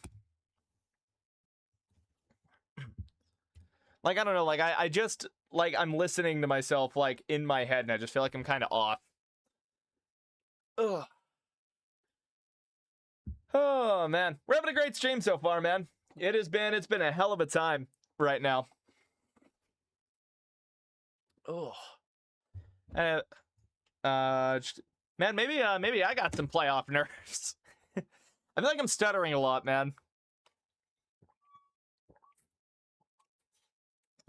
Of course, again tonight I've talked myself into doing New England and I almost said San Diego and Los Angeles. That should be a hell of a game. You get some strength on strength, or some weakness on weakness here in the Pats pass rush and the Chargers offensive line. Stop getting in your own head. Fair enough. Fair enough. All right, let's see what the call on the field is here. They initially ruled this a completion. They took another look at it. The ball does move, but I don't know that he, like that it really touches the ground or that Cooks uses the ground, but it is overturned. So that is a 20-yard completion that gets wiped. And instead of 1st and 10, it is 3rd and 7 for Buffalo. Allen in the gun. It's a split backfield. Now they're going to split a tight end out, make it 3-by-1 to the right side. Allen taking the snap, 5-step drop, stands in the pocket, pump fakes, and then sidearms it. And they're not going to get much out of that. Maybe about 4 or 5. Dawson Knox just barely gets to the other side of the field goal line. And we'll see what they do here. If they send out Matt Prater for a long kick, or if they try to go for this thing on 4th and 4. Jacksonville takes their final time out of the half with 73 seconds on the clock. So they might be assuming that the Bills are at least going to send one of the special teams units out. But for now, it looks like the offense is going to remain on the field at least to try a hard count. We'll see what the case is here. Again, a stand for the Jags would be huge. It would give them a lot of time to try and go down, and they wouldn't have to go exactly far here. Cam Little has a... He's got a... Guy's got like a military-grade artillery cannon on his leg. From the Jacksonville 45, it'll be Allen in the gun. 2-by-2, 11 personnel. Ray Davis motions into the backfield. Play clock down to 10 as Allen gets an adjustment out at the line. I think they're just trying the hard count. They're not getting it. Jacksonville with good discipline, and they don't get it. Buffalo, they might just take the delay of game or burn the timeout. They were just trying to get a man off sides. They take the delay. I think they're going to punt this thing if that is the case. That would push them out of the edge of Prater's field goal range. That's a good stop by Jacksonville. And with 1:14, they're going to get some time now to go down the field and try and put some points on the board before they got to give it back to Buffalo in the second half. Of course, Jacksonville will not have any timeouts. And I imagine they're going to have about probably like a $1.05 after this. It'll be Wisnowski on to kick this thing. Parker Washington back to return it. Not a lot of room to work with here for either guy. Wisnowski trying to pin them back very deep. Poison control here for the Jags returners, and it will bounce out of bounds. What a kick by Wisnowski. And where are they going to give it to him? At the 1 is where that might have been spotted. Oh, boy. So if you're Jacksonville, that's got to put a kink in your plans. 1:05 to go. And you are going to be pinned back ridiculously far. You can't even really kneel this thing out either because, I mean, you risk going too far back and walking into a safety. So if you're Jacksonville, you've got to go forward here. It's a bit of a rough position to be in. What a kick by Wisnowski. I think they're looking to see where it may be touched out. At best, Jacksonville has this at their own 4. At worst, they've got it at the 1. I don't know if it hit out of bounds first at the 4. Either way, it's a hell of a kick. Wisnowski, one of the best punters in the league. And either way, no matter the field position, Jacksonville does not have it good. It's 90-something yards for 6. And you're probably about 70 yards out from 3. Jacksonville now with their own 3. Lawrence in the gun, 11 personnel, 2-by-2 set. Kind of been here all day. Lawrence will snap it, dropping. It's a quick drop, standing in his end zone, spins out of a safety. Now he's going to run with it. Lawrence down the sideline. He's up, spinning to the 20. Trevor Lawrence trying to put the Jags on his back. That's a 17-yard gain, and now they've got to go tempo. 48 ticks on the clock and counting down. Can't stop the clock anymore with a timeout. Jags have got to go quick. Once again in the gun, it's a 3-by-1 set. 3 to the right for Lawrence in the tempo offense now. Lawrence points something out, and we got a flag down. We'll see what this could be here. Initially, it looks to be what could be false start on the Jags. Not sure what we're going to get here. It will be false start on the Jags. So now at 32 seconds, you get pushed back 5. They get Walker Little, the starting left tackle. And if you're Jacksonville, you really only need maybe another 40 yards to give Cam Little a chance. They've got the field goal line right at midfield, so you're hypothetically, I mean, you're about 35 yards now after the penalty from field goal range, but you got to get there quick. I think they're just getting everybody, they're figuring something out here. Refs are still kind of in the way. And here we go. Now we're live. Lawrence in the gun. It's a 3-by-1 set. Lawrence snaps it. Bills bring 4. Lawrence standing in. He's just going to check this down to a running back. And LaQuint Allen will get out of bounds. That'll stop the clock with 15 seconds. They get some of that yardage back. Now we'll see if they can dial up any long hitters here to try to get Cam Little into field goal range. I wouldn't be shocked if Jacksonville tries something from like 70-71. All right, Cam Little, of course, is the record holder for the longest field goal in NFL history, 68 yards. Of course, he hit the 70-yarder in the preseason. It's an empty set now for Lawrence. Again, 15 seconds after a gain of 7. He snaps it. Lawrence dropping back, rush of 4, trying to get in. Lawrence deep over the middle, and he's got a man, Parker Washington, into field goal range, but Jacksonville's got to hurry and clock this thing. 3, 2, 1. They snap it and spike it, but I think there's zeros. But I think we've got somebody offsides. Jacksonville might get a chance at a kick here on an untimed defensive, untimed down because of a defensive penalty. Lawrence is saying they got it off. Lawrence is like in that referee conference. Oh boy. They kind of got to give him the hand to get it out. Did they snap it before the clock hit 0? I think that's what the refs are trying to figure out right now. Because again, a defensive penalty would give Jacksonville an untimed down to kick this. But I don't know if everyone was set. But then again, there were Bills offsides. The clock was at 0. The game clocks. I think that's the end of the half. I think Parker Washington tried to do a little too much after the catch. And there's a lot of discussion going on here. Nobody's headed for the locker rooms yet because they might still have to play one more down.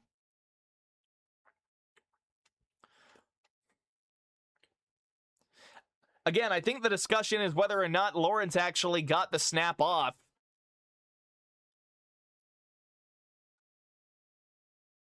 Because again, you've got to have everybody set.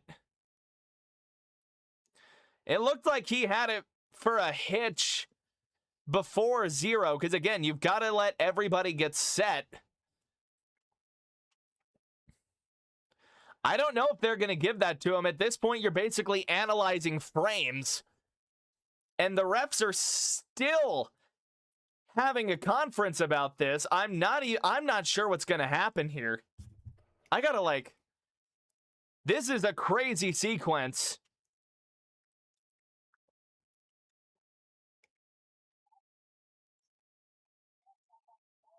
Oh!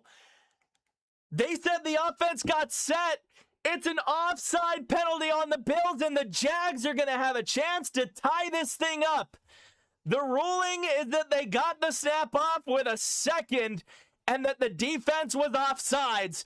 That's going to bring out Cam Little now to try a long kick to tie this game up going into the half.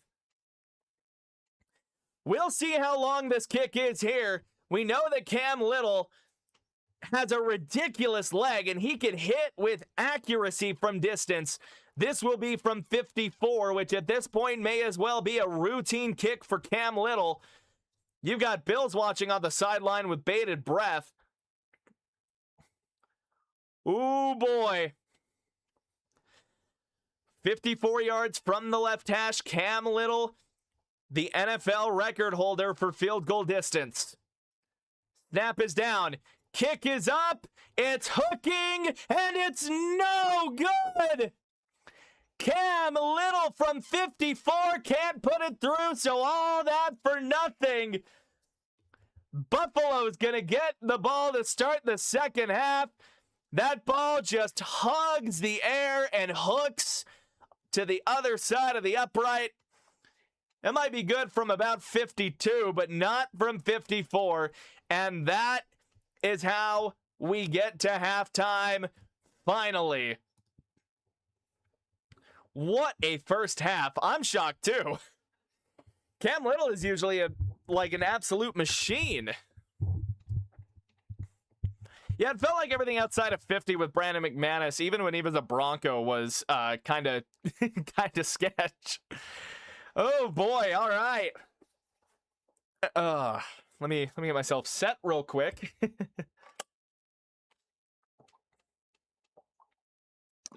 Alrighty. Get some water in me. Probably gonna go grab some more of that here at the half. Whew. We good? How we feeling after that?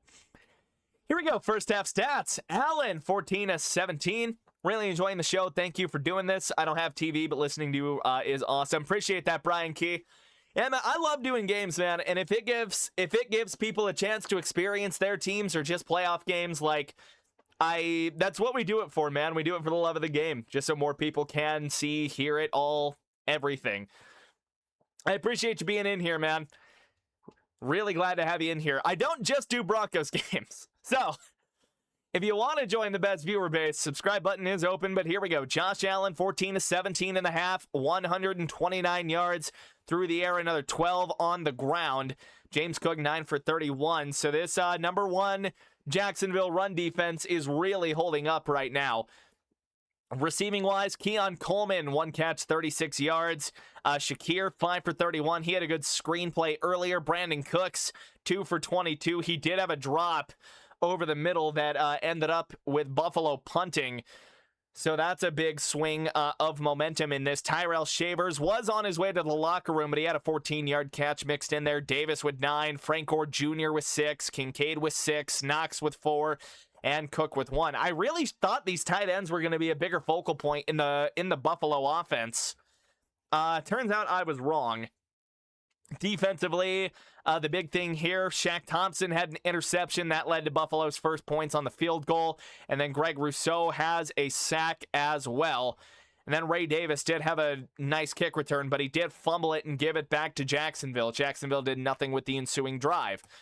Meanwhile, on the Jacksonville side, Lawrence a little shakier than he's been over the last stretch of time. 9 for 15, 88 yards with a touchdown. The aforementioned pick to Shaq Thompson. Rushing is where they're doing their damage. Bayshall Tootin, 4 for 51. And it feels like they've gotten away from the run a little bit. Granted, 2-minute drill, all that stuff. But point is, Lawrence with his legs as well, 3 for 29. ETN, 3 for 22. And then Washington, they try to give a jet sweep. That went for -3. Receiving, Washington, the leader with 34 yards on 1 catch. Travis Etienne with 21 yards. Jacoby Myers, 12 yards. Strange with 9. LaQuint Allen with 1. And Brian Thomas Jr. with 1 as well. Fumble recoveries.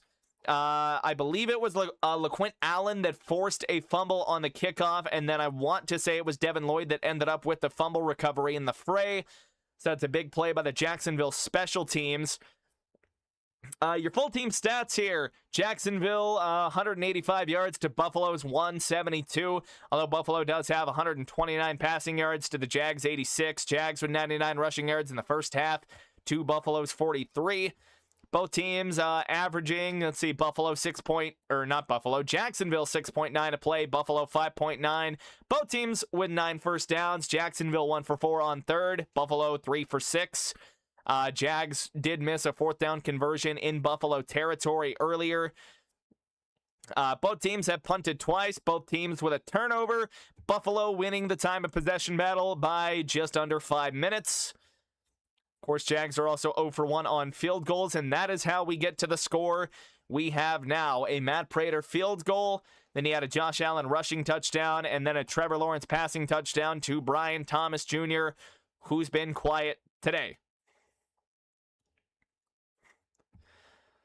Yeah, what a sequence at the end of the half, man. It looked like the clock hit 0 before Jacksonville got that chance. I think if Jacksonville wants to win this, I think they've really got to double down on the running game here. Bayshall Tootin obviously needs more touches against this Buffalo running defense, and I think that's going to be the adjustment that we see for the Jags going forward into the half. It's what it should be, because again, they've already got 99 yards. So, all right, I'm going to go grab some water. If you're really enjoying the stream, again, we're almost to 10 likes. And if you're enjoying the commentary, I do this weekly. It would be awesome if you chose to subscribe. We're almost to 350. I want to hit 400 by the time after the Super Bowl. I know I'm swinging for the fences here, but yeah, I'm going to go grab some water. Don't go anywhere because we've still got a whole half of football here on Crushing It. And then again, we will be on tonight for LA and New England. I will be right back.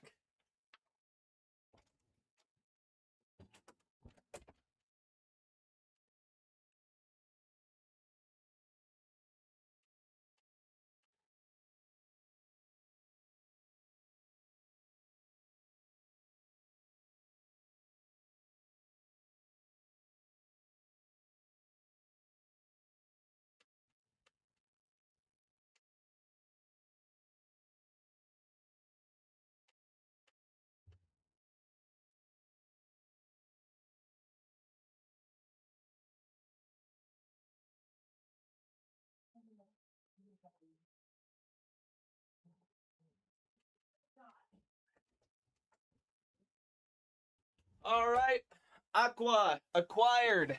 We hit our 10 likes. That's the first thing I saw when I got in here. You guys are the goddamn best. Oh, hell yeah, man. We're having a good stream so far, man. I appreciate each and every single one of you. We are at halftime in this game. You are not missing anything. Of course, I want to give a huge shout to the graphics guy, Ender. He's mod in the chat as well. Did the whole playoff layout, did the scoreboard. Like, this guy has put in work for us this year. Since he came on board, I appreciate the hell out of the guy. Bok Choi as well. He's been good. He's been here as well just for advice and helping me out with some stuff. Obviously, he's a mod in the chat, so I appreciate the hell out of the crew that I've got here, as well as the viewer base that we are establishing here. You guys never fail to make my days. Absolutely love each and every one of you. Want to make sure everybody that's helped this operation behind the scenes gets theirs. Like, I just appreciate the absolute shit out of everybody, man. Ooh. Get some water in. Try and keep the whistle wet, because again, we will be doing another game tonight, which is a bold decision on my part, because the last time I did a lot of games in the span of a day, my voice was gone for a week. But hey, who cares? Go Broncos, go Broncos. Yes, sir-ree. All right.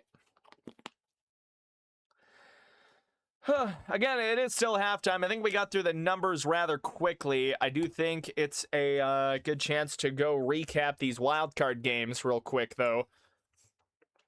And just kind of record my reactions to them, because I did watch them both as well. These will be fun uploads for the wild card stuff. I guess if I want to upload these clips as wild card reactions here, so we'll start with let's see. Yeah, let's start with the first one that we had yesterday. Rams-Panthers. What a game that the Panthers put up, man. I mean, they put up a fight.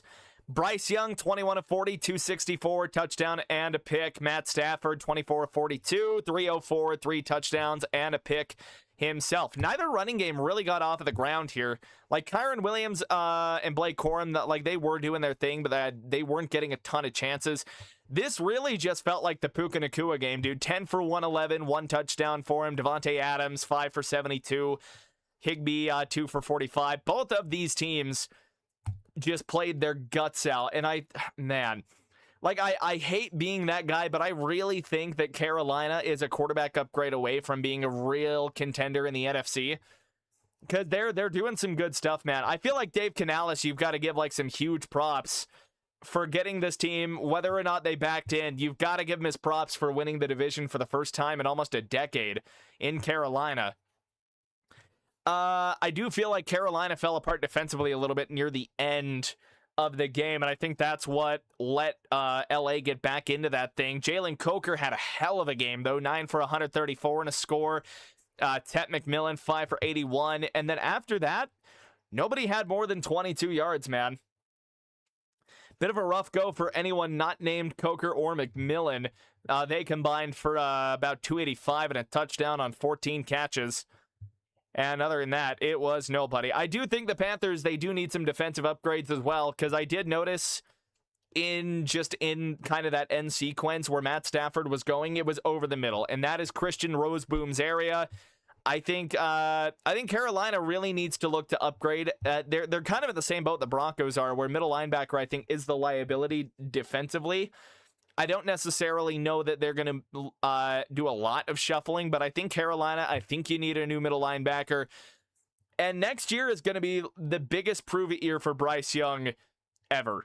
Like, we saw more flashes this year, but that's the thing. We've only seen flashes, and a lot of people don't like Bryce Young as a quarterback, and I'm kind of in that boat. There's too much inconsistency from Bryce Young for me to really want to buy in on him, because like he does this so often where he has such a good game, and he's got them in a position to win, and then the next week, obviously there is no next week for the Panthers, but just they fell apart in the 2-minute drill. I think they ran out of gas. The defense fell apart.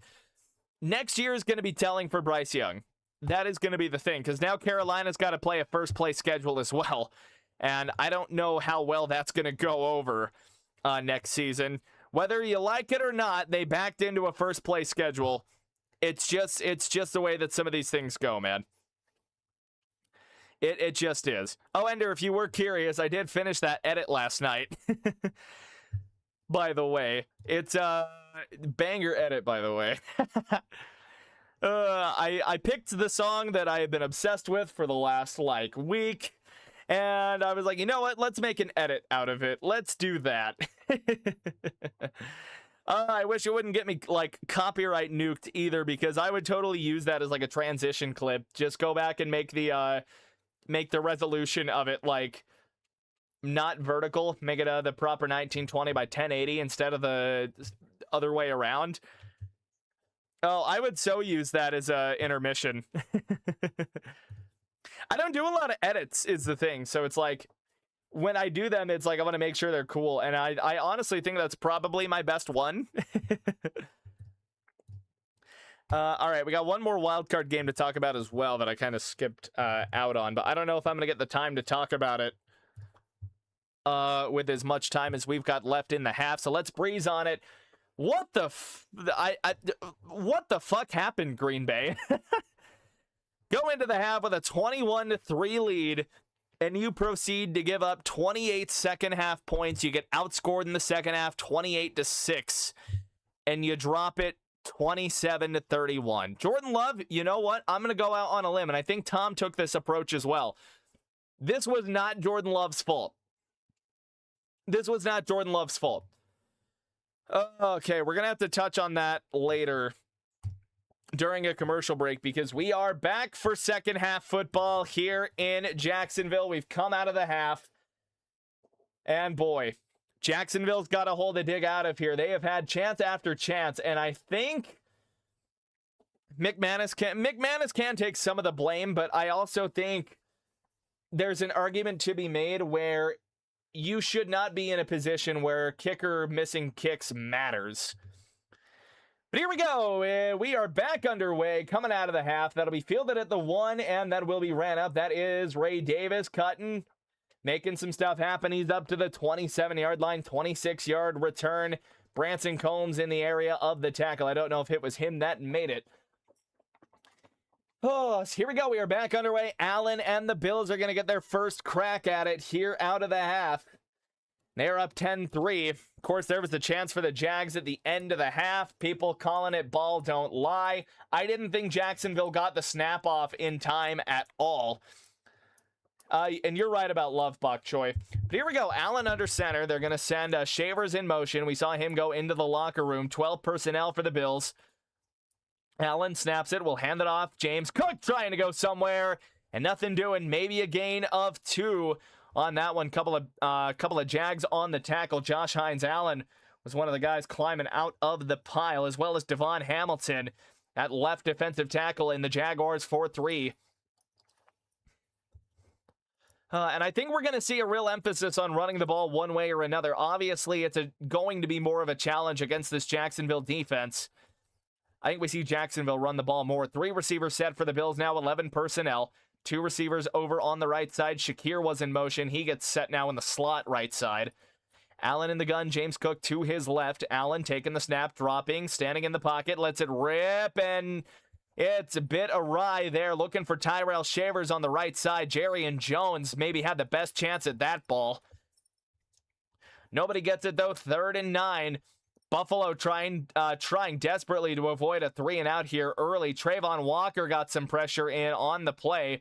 Allen took a shove there. They don't call a roughing call, though. 3rd and 9 now for Buffalo. They'll be looking to convert here. Trying to avoid that 3-and-out right out of the half. This Jacksonville defense is making things tough. Allen will come out in the gun, 2x2 set. Empty set, actually, 3x2. They screen it to Shakir going right side. He spins out of a tackle, and he's got a Buffalo first. They needed 9. They get 11. And that is Khalil Shakir on the catch. They've screened it to him once already. And this time, no deception. The block set up perfectly. Knox and Ray Davis just squeezing him in. Able to spin out of a tackle and keep it pushing down the field. Great play. Great design by Buffalo. And they get their first down of the second half.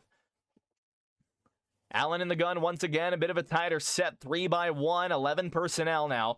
Allen snaps it. Play fakes it to James Cook. Under pressure. Slings it over the middle. And he's got a man. Khalil Shakir to the 45 of Jacksonville.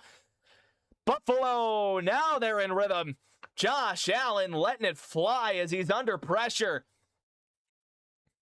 It's man. No, it's zone. And there's just a wide open spot in the middle. Devin Lloyd doesn't follow Khalil Shakir into the passing lane. Allen gets it away right before he takes a shot. Hines Allen is the one that meets him there. So Josh on Josh violence. A little bit there in the backfield. 1st and 10 for Buffalo now to the Jacksonville 45. Once again, 11 personnel. They send Shavers in motion.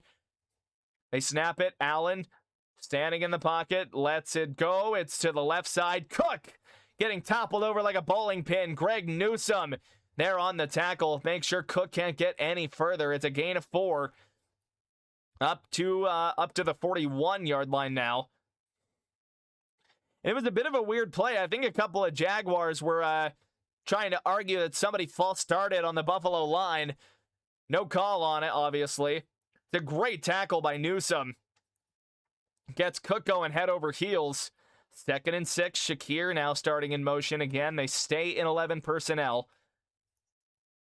Allen snaps it. He will hand it off to James Cook, and he's got nothing. Trying to run down the middle. That is Devon. What's his name? Devon Hamilton. Again, that left defensive tackle for the Jags with a great tackle. Great penetration working one-on-one. And again, it's a 3rd down for Buffalo now. And again, they'll be looking to convert. I don't believe they're really in Prater's field goal range. Jags are going to go a little lighter on the defensive package here. Looks to be, I want to say they're in dime now. Yeah, dime look for the Jags. 6 defensive backs out on the field, or maybe nickel with a linebacker.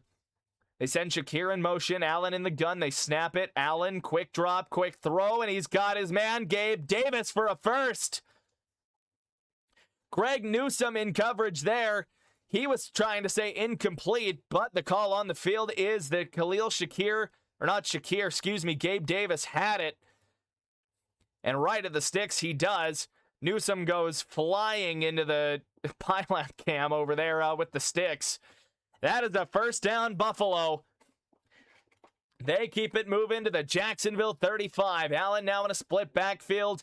It's going to be 21 personnel. They send Cook in motion out of the backfield. Allen play fakes it to Davis, standing in the pocket, stepping up. Allen gets wrapped up. Josh Hines Allen, the gain of 1, able to avoid the sack. But Hines Allen, the effort, you see it. The intensity that these guys are playing with. Able to catch up to the quarterback, Allen, and get him down. No loss on the play, of course, but they are able to get him down there, contain Josh Allen to just a short gain. Gets it down to about the 33. Of course, that big frame of Josh Allen able to stretch things. Here we go, 2nd and 8. Allen in the gun again. It's a trips bunch to the right side. Kincaid will make it just traditional trips. They hand it off. Cook trying to go somewhere. Not a whole lot of anywhere to go. No, maybe a gain of 4 down to the 30. It's more a gain of 3.5 on the play there. Snapping that from between the 34 and 33. It's going to set up another 3rd and 5. Buffalo, they've been methodical this drive. Not doing a whole lot flashy or big, but they are making stuff happen here. Just getting stuff in increments. And they are making stuff work here on this Campanelli defense. Allen once again in the gun. Ray Davis in it. Running back trips bunch properly on the right. Now we're going to see Shakir motion out of it. 2-by-2 set. And we've got something happening here. Play clock was going down, and we got a flag, and it is a false start on Buffalo. That's going to push them back 5. They get Dawson Knox, the tight end, on the false start. And he was over there in that trips formation. And, I mean, that's the thing. Any little flinch is, once you're set, is going to draw a flag. Jags were thinking that there should have been one called earlier. They didn't get it. Makes it 3rd and 10 now for Buffalo. 9:09 and ticking down. They come out same formation, same action here. Ray Davis in the backfield. Once again, play clock down to 5. Buffalo's got to get this thing off. Allen does. Dropping. Short drop in the gun. He's got his man, and that is going to be short of the sticks. Down to the Jacksonville 29. They're going to be about 3 yards short. We'll see if they go for this. Wingard in on the tackle. He was hurt earlier, and he was slow to get up after that one as well. The free safety for the Jacksonville Jaguars, and we are going to see Matt Prater come out and kick this thing on 4th and 4, well within Prater's field goal range. 1 for 1. The kick he made was from 50 yards out. Now he's got it from 47. It'll be from the left hash for Prater. Here we go. Snap is down. Kick is up, and it is perfect. Matt Prater gets the Buffalo Bills a 6-point lead here with 8:12 to go in the 3rd. Jacksonville going to get the ball back after giving it to Buffalo to start the 2nd half. It's a long field goal drive for the Bills. They take about 7 minutes off of the clock. That gets us to commercial break. All right, real quick, back to what I was saying about the Packers and Bears game. This is not on Jordan Love. I think Jordan Love did everything that he possibly could have to make stuff happen. But, I mean, like, you really look at this, no support from the run game at all. Jacobs, 2.9 a carry, 19 for 55. Chris Brooks, 1 for 16. Maybe he should have got more touches. Emmanuel Wilson, 1 for 3. Receiving, though, I mean, Romeo Doubs had a day, man. Doubs had a day, and there was some speculation about whether Romeo Doubs will be back. If not, I think he's going to get himself a pretty penny in free agency. Maybe not wide receiver 1 money, but I think he could flourish as a wideout 2 somewhere else. 8 for 124 and a touchdown. Matthew Golden, 4 for 84 and a score. Jalen Reed had a big 20-yard touchdown as well, 4 for 43 for him. And then Watson also had a touchdown, 3 for 36. This game was a shootout. Just a tail between halves. Chicago, Caleb Williams, and this is like maybe the frustrating thing about Caleb Williams is just the accuracy, man. Like, he can make big, crazy plays. The 4th and 8 that they converted to even keep themselves alive late in the game, that's just pure talent on the side of Caleb Williams here. But again, just the accuracy, it just frustrates you. It's been the story all year. Exactly half of his passes for 361, 2 touchdowns, 2 picks. Looking like me playing Madden when I was a kid. Ooh. Meanwhile, not much in the form of running for Chicago either, even though that's been their forte. Swift, 13 for 54 and a score. Monangai, 8 for 27. Williams had 20 yards of his own on the ground as well.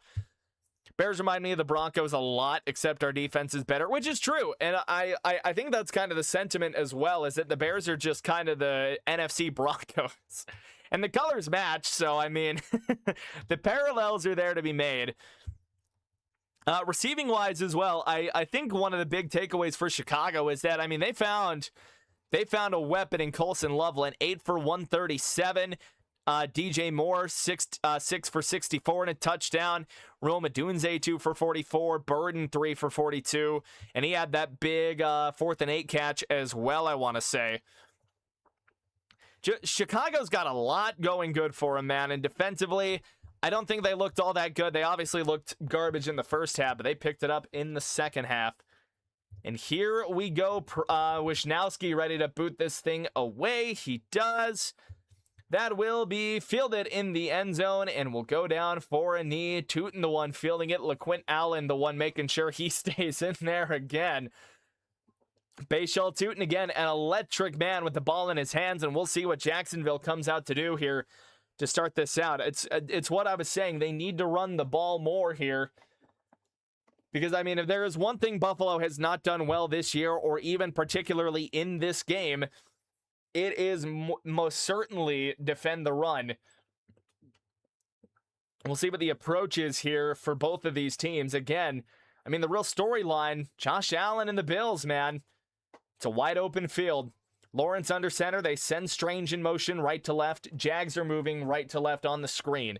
They're going to audible this into a gun set here. 12 personnel for the Jags. They snap it. Lawrence dropping. Bills rush 4. Gets it out quick to Parker Washington. Slips out of a tackle. Washington after the tackle. Able to get just a lot more yardage than he should, up to the 45-yard line. That gives Jacksonville their first down of the half. And it's really how the Broncos got acquainted with Parker Washington. Just you slip one tackle and suddenly he's got just another 5-10 yards, if not more. And now Jacksonville, they're in business. Lawrence under center. They motion Washington further outside of a bit of a bunch on the right side. Now they motion Brenton Strange. Here we go. ETN on a pitch. ETN with room. This is what I said they need to do. ETN breaking tackles. He's inside the Buffalo 30. Down to the 26. And in 2 plays, the Jags have got themselves in business. They get a little misdirection. They motion Strange to the backside just to seal that off. And then after that, it's all ETN, making guys miss, getting down inside that Buffalo 30. I tell you what, Jacoby Myers puts Joey Bosa on his ass, dude. What a play from these Jaguars trying to respond and take the lead. Here we go. Jacksonville 2x2 set in the gun for Lawrence. Taking the snap. Bills rush 4. Lawrence guns it a little high, looking for Strange, who got a hand on it, but it was broken up by Tre'Davious White. He's been the number 1 corner here in Buffalo for a while. Get a couple of guys yapping at each other there. Great play on the ball there by Tre'Davious White, just getting in there to swat it out of Strange's outstretched hand. It's a good decision. I think Lawrence just leads him a little too far outside. Gets his man blown up. Incomplete. 2nd and 10. 6:44 in the third quarter. In a game that has gone by quickly. Trips bunch in an empty set left side. They send Myers in motion to make it quads. Lawrence going to take it himself, trying to draw it, and he's got nothing. Stood up at the line. Great play by the Buffalo front 4. Rousseau and Walker were the 2 that really looked like they got in just to blow that thing up. No gain for Buffalo, or for Jacksonville. Couple of guys, another guy in there as well. Epineza joining the fray at the end. That'll make it 3rd and 10 for the Jags. This drive started so promising, and now you are in field goal range. However, you want a touchdown here. Lawrence in the gun at the 2x2 set. 11 personnel. Bayshall Tootin joins the fray on offense. Lawrence will snap it. Buffalo rushes 3. Lawrence sitting in the pocket. Slings it. Broken up. Tre'Davious White making his name known on this drive. Lawrence trying to go up the seam and had nothing doing. That seam was stitched closed. Trey White just breaking from the outer half. Closes the seam down. And he could have picked that off. Hit him right in the hands. Looking for Strange once again. And once again, it is Trey White coming in to break it up. I'll bring on Cam Little now for a field goal attempt. 43 yards from roughly the middle. And Cam Little's not missing that. Makes it a 10-13 ball game. Jaguars still trailing, but now they are within 3. Tre'Davious White with a couple of huge plays down the stretch of that drive. That will take us to commercial break.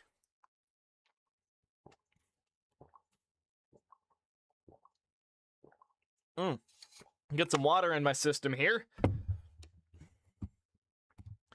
And there we go.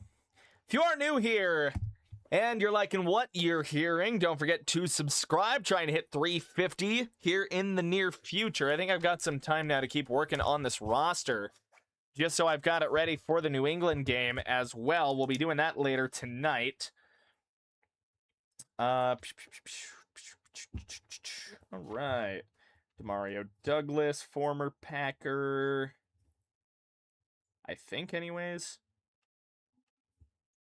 I want to say Demario Douglas is a former Packer. That sounds like a guy that they would have. And then it's Efton Chisholm the third.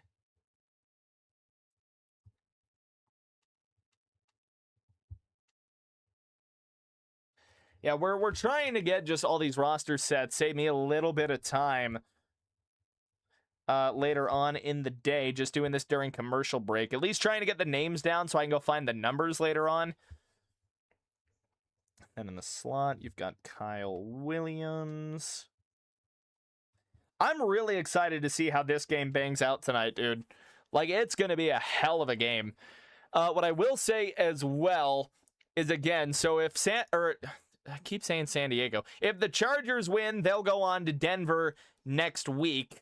If the Bills win and New England wins, then it's Buffalo going to Denver no matter what. Again, lowest remaining seed will go to Denver next week. And we'll see how that shakes out a little later tonight. If anything, today is a little more AFC wildcard day with the NFC game in the middle. That'll be Eagles, Niners, and my buddy Trent, he's going to be streaming that as well. So if you want to go check out one of my friends, help get him to 200 subscribers, he will be live for that later today. And see if I can get one more guy written down here before we're properly back. Jeremiah Webb. Okay. I'm down to the slot receiver for New England on the rosters here. I'm just trying to kind of punch him in as we go. Again, save myself a little bit of time and just trying to familiarize myself here. So here we go. Little will boot this back to the Bills. That'll be Ray Davis on the return. He will be taking this thing out, cutting it up, and he's up to the 30. Maybe they give him the 31. That is Abdullah that's in on the tackle, backup linebacker for Jacksonville. All right, give me 1 second before we get going here. There we go. Okay.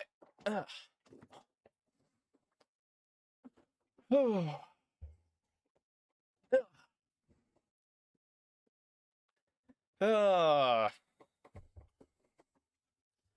it'll be Buffalo now on offense after the Jacksonville field goal.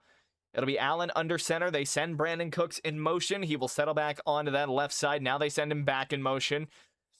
Allen will hand this off. Cooks stumbling a little bit after he gets the ball, and he is going to get brought down for a very short gain, maybe up to the 32-33, gain of 2 at most. And that's going to make it second and long. If there's one thing Buffalo has not been able to really get going today, it is that rushing attack. This Jacksonville rush defense is absolutely for real, and they are showing it off right now. Ray Davis checks into the game at running back after the kick return, and the carry by Cook. 2nd and 8, 5:07 and ticking down in the third quarter. Buffalo's been on a lot of long drives here. It's a 3-by-1 set. Now Cooks will motion to the left to make it 2-by-2. They snap it. Allen standing in the pocket. Now he's got a flush. Pressure getting in. He is taken down. Josh on Josh violence. Josh Hines Allen getting in for a big loss. Just fighting the interior of that Bills offensive line. Bills come out in 12 personnel. Everything down is clamped. Nowhere for Allen to go. And finally, Josh Hines Allen able to break through and bring his name counterpart to the ground, hitting the Kung Fu celebration there at the end. It's a loss of 12. 3rd and 20 now for Buffalo, back at their own 21. Allen in the gun. It's an empty set, 3-2. Allen taking the snap, dropping, standing in, ripping, short, incomplete. Miscommunication. It looked like he was looking for his tight end. Possibly Kincaid there. I didn't get a look at the number, and it's a 3 and out for Buffalo. 4th and 20, and that is going to bring on Mitch Wishnowsky. Pin the Jags inside their own 5 on his last kick, but he is nowhere near a position to do that here. Washington is set up at about his own 30. Wishnowsky, a great punter here for Buffalo. I believe this is their first 3 and out of the day. Wishnowsky going to boot this thing, and it looked like it came off his foot a little weird, and that will flip out of bounds is where it hit before bouncing back into play. And Jacksonville's going to have this at their own 38-yard line. Not the greatest kick in the world from Wishnowsky. Looked like it came off his foot weird with the camera angle given anyways. And I really wish they did this in all 22. I really wish we got to see games in all 22, man. Oh, we have gone to commercial break. Once again, if you are enjoying the stream, don't forget to throw a like on it. We just broke 10, which really helps me out in the algorithm. And if you're really enjoying it, I don't just call Broncos games, although it sure helps if you are a Broncos fan around here. We do play-by-play, all that good stuff. It's what I'm passionate about. So if you enjoy that, don't forget to hit the sub button as well. We are in commercial break. You are not missing a thing after the punt. Get some water.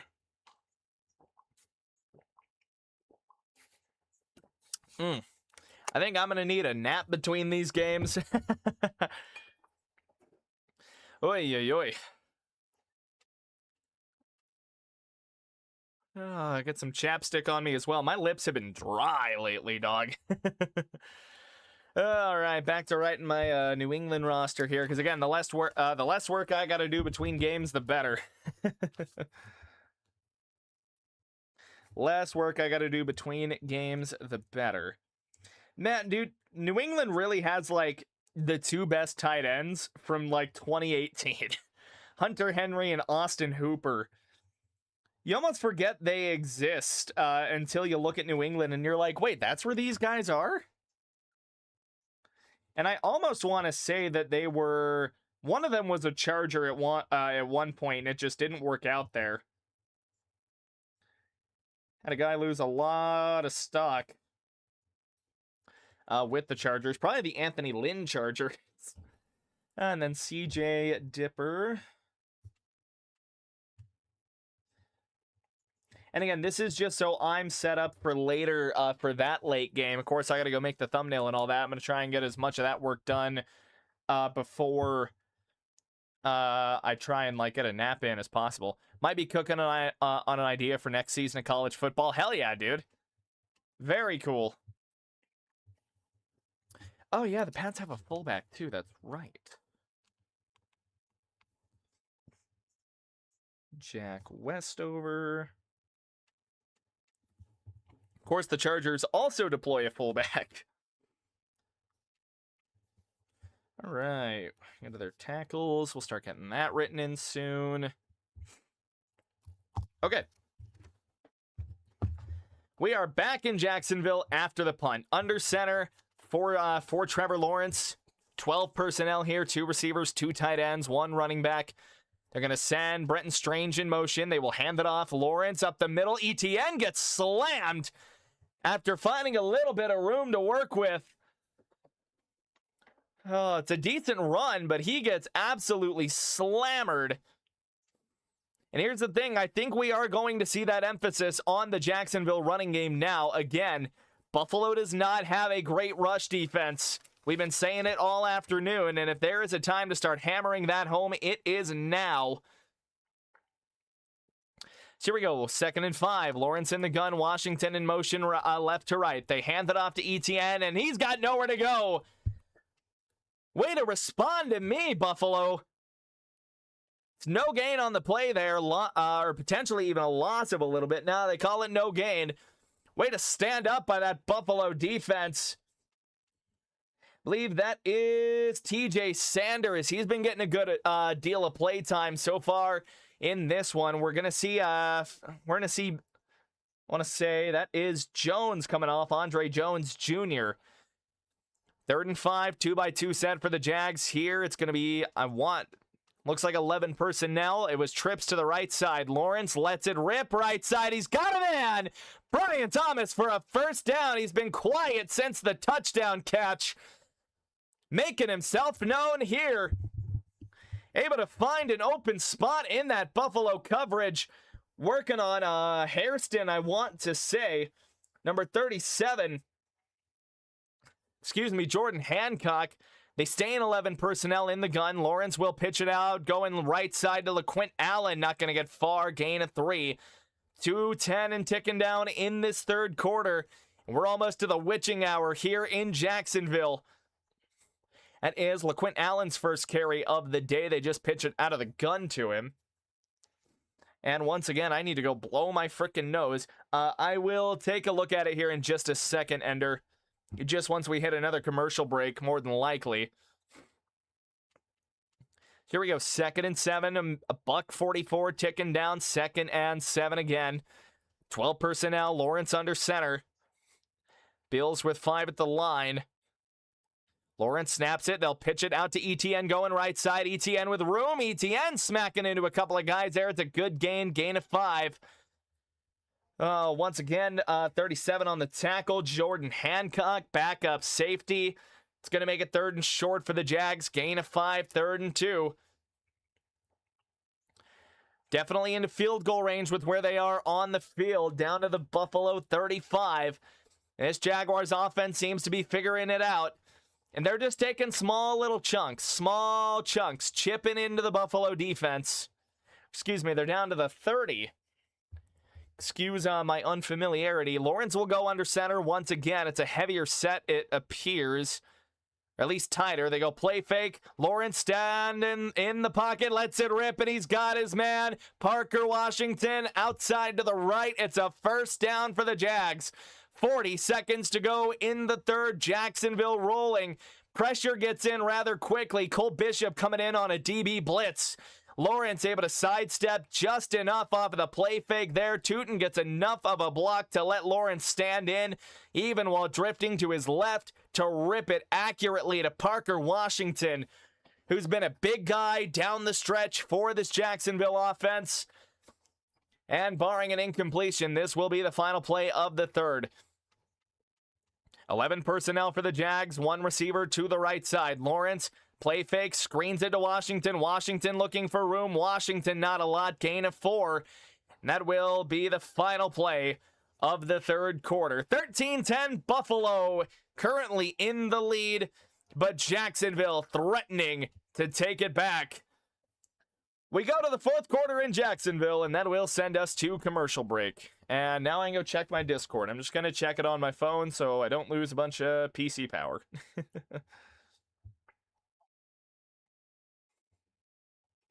Ooh. I dig it. That looks cool. That looks cool as hell, Ender. I like that.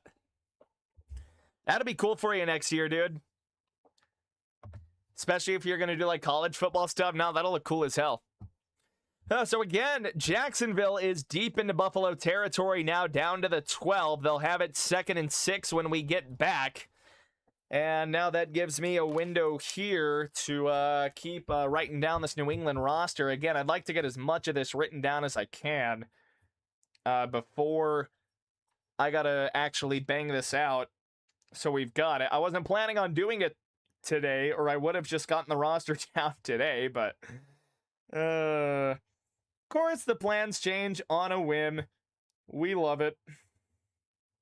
Now I just got to get everybody added in here and actually get my roster down so I am familiar with everyone. Morgan Moses, number symbol, right tackle, okay. Just getting the offensive tackles written down here. Vidarian Lowe.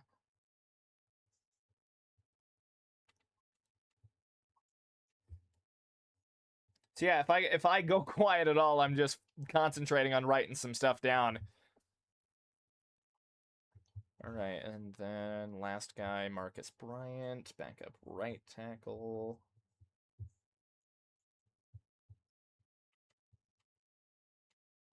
Okay, that's going to be a little awkward to look at when I get that number down, but it is what it is.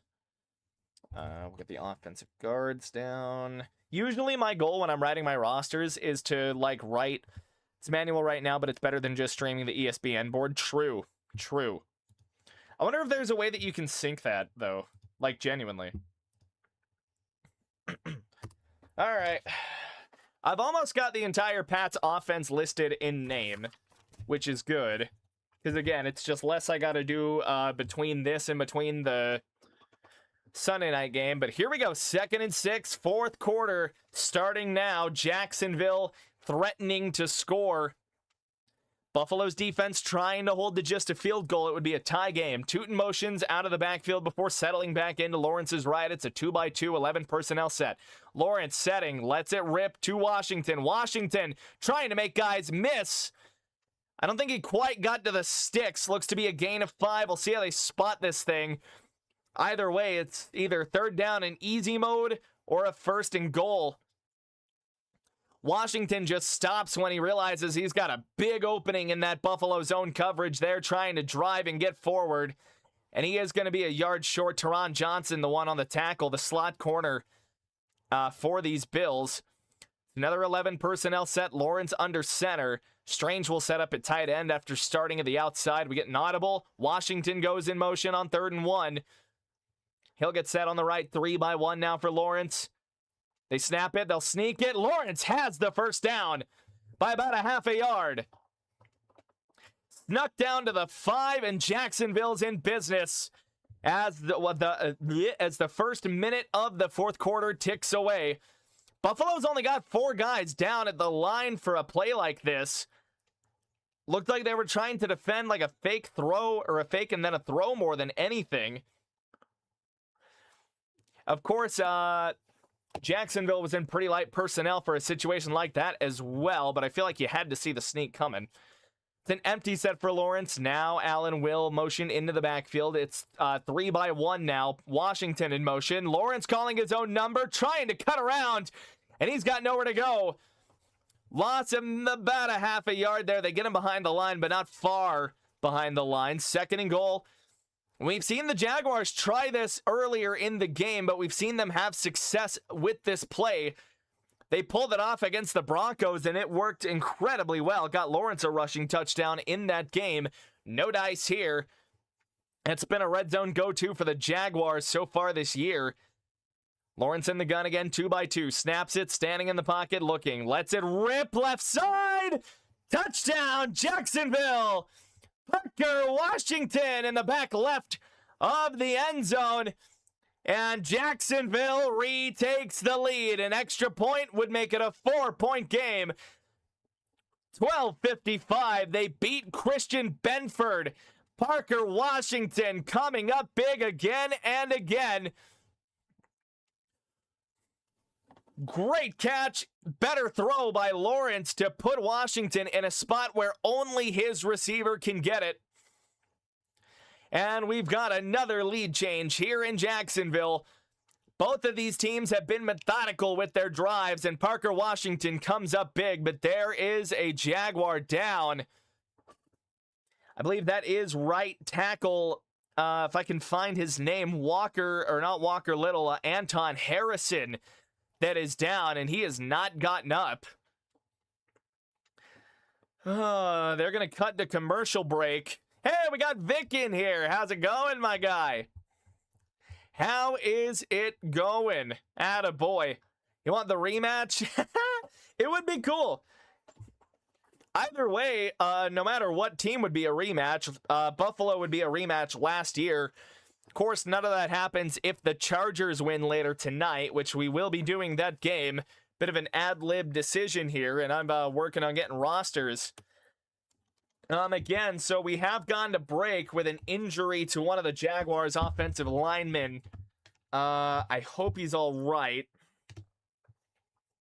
You always hope the guys are all right, man. Goodness. You hate to see injuries. You hate to see them even more in the playoffs, man. It's tough. I mean, it does give me a second to kind of work on the Pats roster. Ooh, that's not what I meant to do. Okay.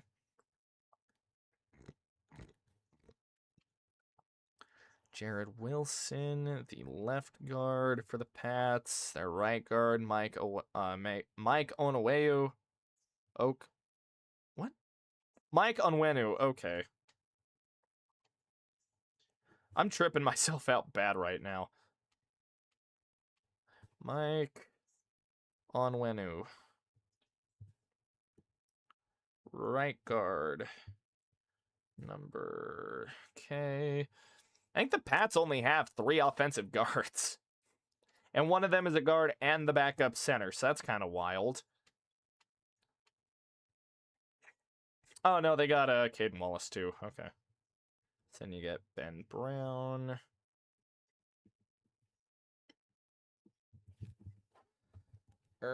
Okay, I wrote too big on this line. I gotta squeeze Caden Wallace here.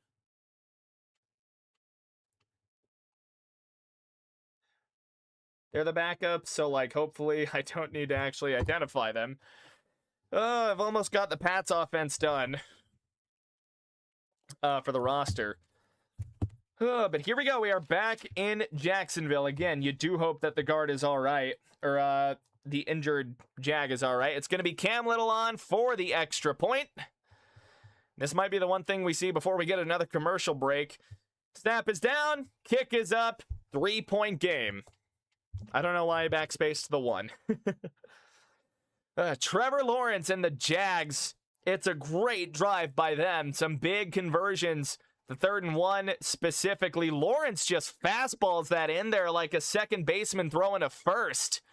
Like a shortstop throwing from the wrong side of second to first. Just lasers it in to Parker Washington. And now the pressure's back on Buffalo. Trying not to go one and done. Of course, again, the Chargers would guarantee a 3rd matchup with the Broncos next week if they win in New England. They got to go to 2-seed Foxborough, though, to make that happen. And then Monday night, obviously, you are going to be getting Houston and Pittsburgh. That'll be a game.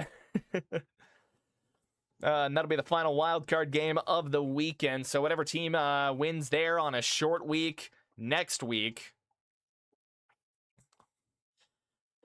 So here we go. Little boots this thing away. That'll be fielded and knelt in the end zone. Buffalo will get it at their own 35. Ray Davis, the one fielding it, and now Buffalo's got to go respond. Oh, man. We'll see what Josh Allen can do here. Will he unleash, put the team on my back, Greg Jennings, God mode? We'll have to see. Buffalo offensively been a bit stagnant so far. Only 1 touchdown on the game, a Josh Allen rushing touchdown. Other than that, it's been field goals from Prater. 1st and 10, Bills going right to left. Yeah, Keon Coleman in motion. He'll settle on the right side. 3-by-1 set. Now they bring him to the left. Allen snaps it, pitches it right side to James Cook. Cook looking for room, and Cook's got some. Up past the 40 to about the 42-yard line. Good gain of 7. Well, they give him 6 on it, so never mind. Up to the 41. It's good design. You get the misdirection. You get some good blocks in from everybody. Josh going 0 for 5 on the road in the playoffs. It could very well happen. And I think this is the worst supporting cast he's had since probably his rookie year. So here we go, 2nd and 4. Allen under center again. It's another 3-by-1 set. Coleman goes in motion back to the left side. Allen play fake, standing in under the blitz, trying to get it away, and he barely does. Looking for Cook, who was in the area. That ball was very wobbly and had nothing behind it. Pressure was starting to get in. The Jags brought 5. It's a hat on a hat there. Pressure gets in to interrupt the throw off of the play fake. And he just tries to pop it out to James Cook, and it's nowhere near him, really. Makes it 3rd and 4. Jacksonville trying to get another stop. 12:09 to go in the 4th quarter. And it's 12:09 left in the season for one of these teams. Allen in the gun, trips to that left side. Now they send Kincaid in motion to bunch it up a little bit. Allen taking the snaps, throws it short to the flat, and he's got Kincaid. First down, Buffalo. And a man in coverage there as well for Jacksonville. That was, if I can get a name on him, Antonio Johnson, the backup safety to Andrew Wingard, who we have also cited in the game. Could be starting at strong safety too, unsure. It's just man-to-man across the board, and they get beat. Gets a little picked up there in the fray with the trips, and he got Kincaid in the flat. Under center for Allen now. This is a heavier set, 13 personnel. Allen snaps it. They will play fake it to Cook. Allen standing in the pocket, lets it rip over the middle. He's got his man into Jacksonville territory. Dawson Knox to the other side of the 30. And Buffalo now in business, trying to go down and get this lead. It's a good play fake. Devin Lloyd doesn't follow him. It leaves Andrew Wingard one-on-one with a Dawson Knox coming over the middle. It's more just a chip block and release for him. Allen's got to reset in the pocket. He was supposed to boot that out and just puts a laser, just a dartboard throw on Dawson Knox. And now they're down to the Jacksonville 28. Allen in the gun. Cook in the backfield, 2x2 set. Snaps it. Allen stands in the pocket. Jags brought 4. Lets it rip over the middle again. It was dropped. Looking for Gabe Davis, and Gabe Davis coming up limping, and he's limping bad. They're going to have to bring the training staff out. Davis gets rocked on this one. Went through his hands, took a low shot from Wingard, trying to go over the middle. And he just gets absolutely popped. It would have been a hell of a catch if he could have held on to that even through the hit. It does go through his hands. Let's go, Bills. That's if you want it. Buffalo's going to have it 2nd and 10 after the incompletion. Again, they are in Jacksonville territory, though a field goal does them no good if they want to tie or take the lead. 4-point game. Now we're going to see a little more Tyrell Shavers, I imagine, in these 3 receiver looks for Buffalo. Of course, their top 3, Shakir, Cooks, and Coleman. Gabe Davis was the 4. Tyrell Shavers, the slot guy. Buffalo came in thin on the receiver front with only 5 guys. Allen set in the gun. Ray Davis motioning around a little bit. They snap it 3-by-1. Allen dropping, lets it rip again over the middle, gets it to Shakir. Not going to get much. About a gain of 3 to the 25-yard line of Jacksonville. It's going to make it 3rd down and long. Probably on the shorter end of 3rd and long now, 3rd and 6. Just trying to get anything going here. It's Jacksonville defense trying to stay stout and not allow a touchdown. They've only allowed 1 to the Bills so far today. They're looking to keep it that way. 10, 13, and ticking left in the game and left in one of these teams' seasons right now. 3rd down and 6. Allen in the gun. I got Shakir motioning around a little bit. He will settle in. Allen snaps it. Allen's going to call his own number and go up the middle. Slides down at the sticks. He could be short, though. Giving himself up. They're saying 1st down. And now they got to go. Buffalo's trying to go tempo here. I'm not getting a look at what formation they're in.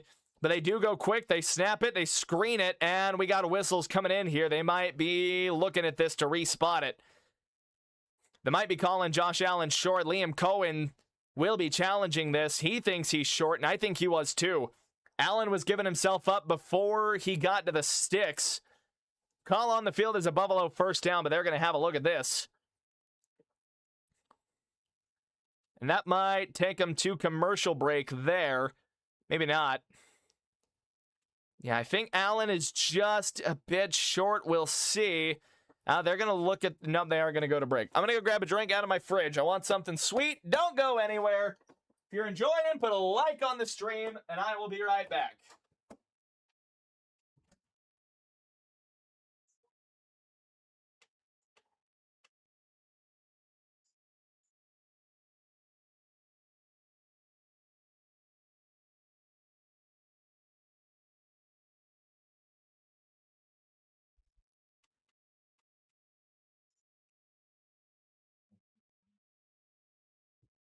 store.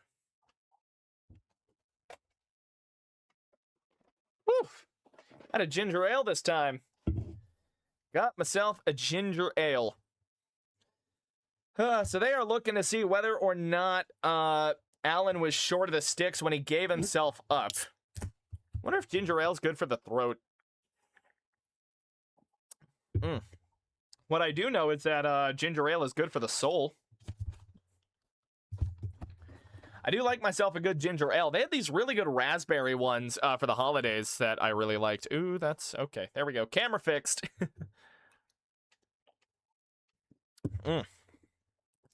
Absolutely delightful. All right, I got more guards to write down here. Unless I don't anymore. No, 4 guards. Okay. All right, center. Garrett.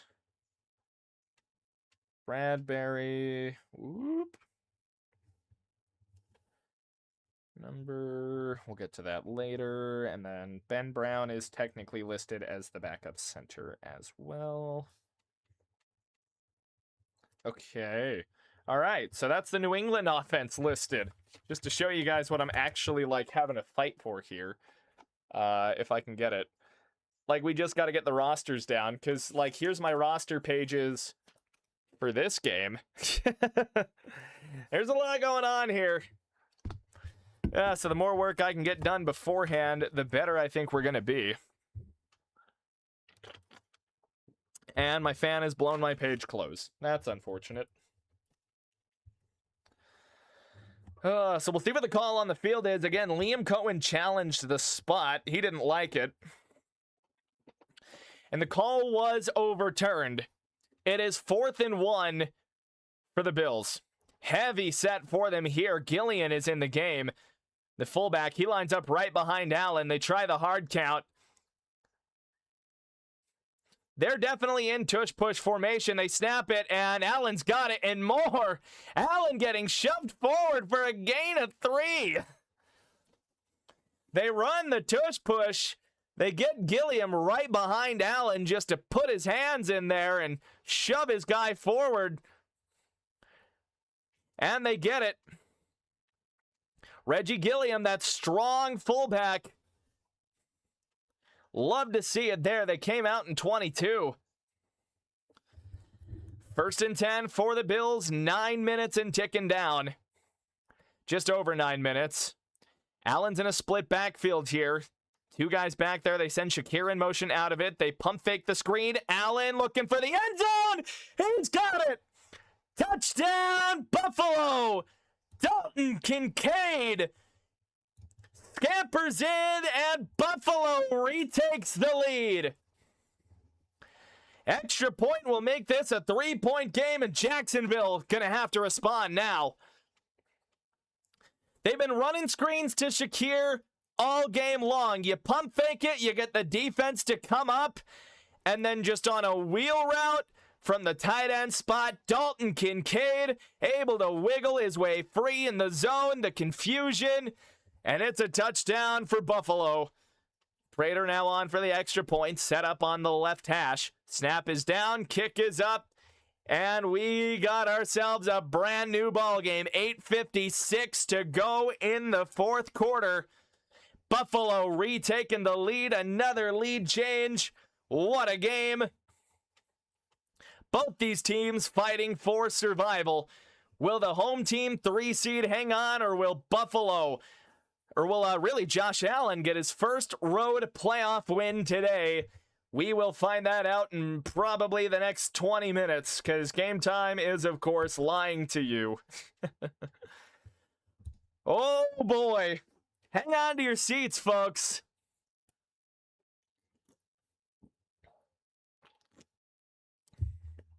Oh, that's a nice cold ginger ale. All right. Back to the Pats. I got the entire offense written finally, which is good.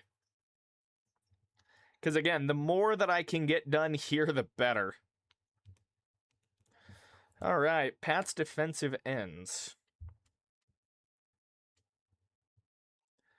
Christian Barmore. Left defensive end. And then you get Milton Williams and Corey Durden. Okay, there's a lot of guys here. Forgot to leave a spot for Christian Barmore's number. Jeez Louise. Okay. Milton Williams. Yeah, I gotta get as much prep as I can done for this next game. Number, and he's the right defensive end in the 3-4 configuration. And you get Corey Durden.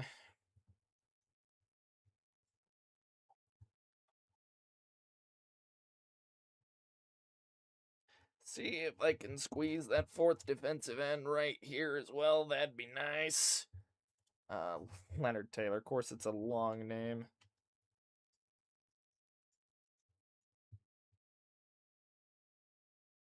Why do the Pats have so many guys with long-ass names?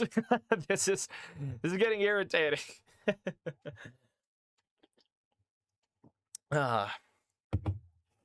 These rosters get tedious, but, like, I don't want to know, or I don't want to not know, like, who's who during a game. Like, I would rather say names than just be forced to say numbers, if that makes sense. Because then you just sound like a Madden commentator for names that they didn't know back in the days. Here we go. After the touchdown, Wisnowski boots this thing away. That's going to take a bounce at the 15, be fielded at the 15 as well. Tootin trying to make something out of nothing, and he's got that up to about the 23, 24-yard line. That's where Jacksonville's going to have it. Now they find themselves behind once again. Do they have another response in them this early in the going? There's still a lot of football left, but for one of these teams, the time on the clock is the time they've got left in the season. Gabe Davis being carted off from the sideline with the training staff. I think his leg might have been in an air cast or something adjacent. Lawrence under center. It's a 3-by-1 set, 11 personnel. Strange in at tight end. Washington will kick out a little further. Lawrence play fake, rolling to his right, setting up, lets it go as he gets blasted. And that's incomplete. Looking for Parker Washington. Throws it wide to the sideline. That'll bring up 2nd and 10. 8:45 to go in the game. Clock is stopped on the incompletion. Jags are now chasing 3. Josh Allen looking for his first road playoff win in his career. Would potentially send them to Denver or New England next week if they win. Jacksonville. Gun set for Lawrence, 2-by-2 again. It's a tighter set. They bring Jacoby Myers in motion to the right side.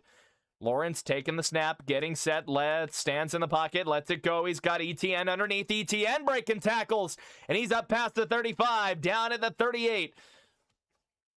Jacksonville still got life in them, and they are showing it now. Lawrence stood in there for a while. Nobody just really comes open until ETN just comes back over the middle. Lawrence almost about to get sacked as he lets it rip. Couple of plays like that for him today. He gets it to ETN for the first down. 8-12 and ticking down now. Lawrence will go under center here. 3-by-1, 3 to the left, 1 to the right. They're going to send Washington in motion right. Lawrence will hand it off to ETN, trying to get up the middle. Nothing doing. This time he is properly down at the 38-39. They spotted him at the 37 earlier. So it's a gain of 2. Buffalo's defense trying to stand up here. Jacksonville, they've had their way in the run game at points. Think of Bashaw Tootin series there where he goes for 20, 13, and 14 or something like that. Those yards in consecutive plays. We'll see if Jacksonville leans on the run game a little more. 2nd and 8, 7.5 to go. Myers in motion on the right side. He'll set back up 2 there. Doesn't go far from that right side. 2-by-2 set, 11 personnel. Lawrence will snap it, stands in, lets it rip. Ball is batted at the line as he's looking short for Washington. Incomplete. One of the Bills' defensive linemen got a hand in on it. And they got Tootin in here again. It's a blitz. They're bringing everybody, showing their hand, and it's Christian Benford on the delayed DB blitz that gets the hand in and cracks that in the air, makes sure it's not going to get to Parker Washington. It's incomplete. 3rd and 8. 7:17 to go. Lawrence will motion LaQuint Allen into the backfield now. 2-by-2 set. 11 personnel once again. Tight end and a receiver to the left. Washington goes in motion. Lawrence snaps it. Dropping. 7-step drop. Now he's got to roll. Looking. Running out of time. Looking. Incomplete, but we got a flag down. Looking for Brenton Strange. It's Matt Milano in coverage. And I think that's who they're going to get. It could get him for holding at best, interference at worst. It is defensive holding. They get it on a different guy. They get it on Benford. That's an automatic first down for the Jags. And that is best case scenario for Jacksonville. Lawrence has nowhere to go. Benford's got a hand up just in the shoulder pads of, Jacoby Myers. Oof. 7:10 to go. Jacksonville with a first down after the penalty. They're trying to get to midfield here. Lawrence under center. The 2-by-2 set. They got 2 tight ends on the field. 12 personnel for him. Or excuse me, nope, 11. Tim Patrick just looks like a tight end. They snap it. Play fake for Lawrence. Blitz coming in. Lets it go before he gets hit. And that one's going to be incomplete as well. Looking for Tim Patrick. Teron Johnson in coverage. An absolutely blanket coverage by the slot corner there. Outstanding coverage. Did we get a flag come in? I don't believe so. The blitz is on again. Heavy pressure by the Bills. Lawrence gets smacked as he lets this go again. Both these quarterbacks seem like they've been getting knocked around. First time we've said Joey Bosa's name all day because he's the one in on it. Jags, I think, want an interference call. They don't get one. Brings up 2nd and 10. Play clock down to 3. Lawrence in the gun. They got to get this thing off now. They do. Lawrence dropping, standing in, lets it go again. Over the middle, he's got his man into Buffalo territory. Parker Washington again. Down to the Buffalo 25-yard line, and Jacksonville keeps finding a way. He's the outside guy on an inside release. Looking like he's running just that outside post. Starts it in, cuts it up, and then lets it go back over the middle. Running for the goalpost. Finds him wide open in the cover 2 scheme. And if Lawrence is able to put that out a little more upfield, Washington's likely gone. That puts him over 100. Lawrence now split backfield 2-by-1 up with the receivers. They send ETN in motion. They fake the screen and then flip it to Washington. And Washington in no man's land somehow cuts it up for a gain, maybe a gain of 4. Looked like the contain lanes had him dead to rights, but he jogs out of bounds after a 5-yard pickup to the 20. Fake the screen to ETN, and then they flip it around to Washington going the other way. Just get the hands and the ball of your weapons. And that's what they do out at the 20. Under 6 minutes to go. 5:50 and ticking down. Jacksonville is taking a good deal of time off of this clock. And here we go. Jacksonville now under center for Lawrence. It's a tighter formation. Still 11 personnel. They snap it. Lawrence hands it off to ETN going left side. He's got a lane. ETN trucking through. Not quite to the sticks. Christian Benford lays a hit. Sends him out of bounds. Makes sure he can't get to the sticks. 3rd and 1.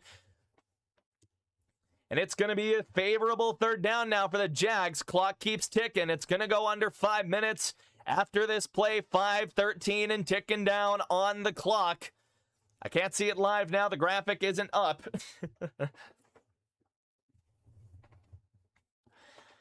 Oh, and here we go. Now we're under 5 minutes. 3rd and 1 for the Jags. They've been taking their time this drive. They need the Buffalo 15. Wildcat now. ETN takes the snap. Just goes up the middle on the blast, and he's got it. They need 1. They get 2. Clock keeps rolling. Jacksonville in business. They can get a first down now at the 4. They send ETN and the Wildcat, and that snap, that's almost a disaster. That snap goes way far to ETN's left. Trevor Lawrence gets in there and he's blocking. Tre'Davious White not happy. Lawrence with a great block. 4:17 and ticking. Lawrence now back under center. Washington going in motion just a smidge. They keep it trips. Now they send him in. Lawrence play fake, booting out. Pops it to ETN at the 10. ETN breaks out of a tackle. Touchdown! Jacksonville retaking the lead. Travis Etienne. And now an extra point again makes it a 4-point game. And these teams are going blow for blow when it matters most. Lawrence and the Jaguars respond.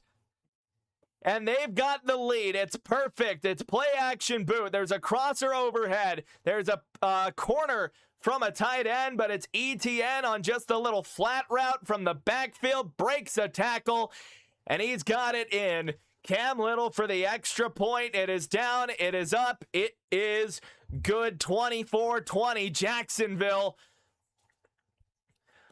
And they are not making it easy on these Buffalo Bills.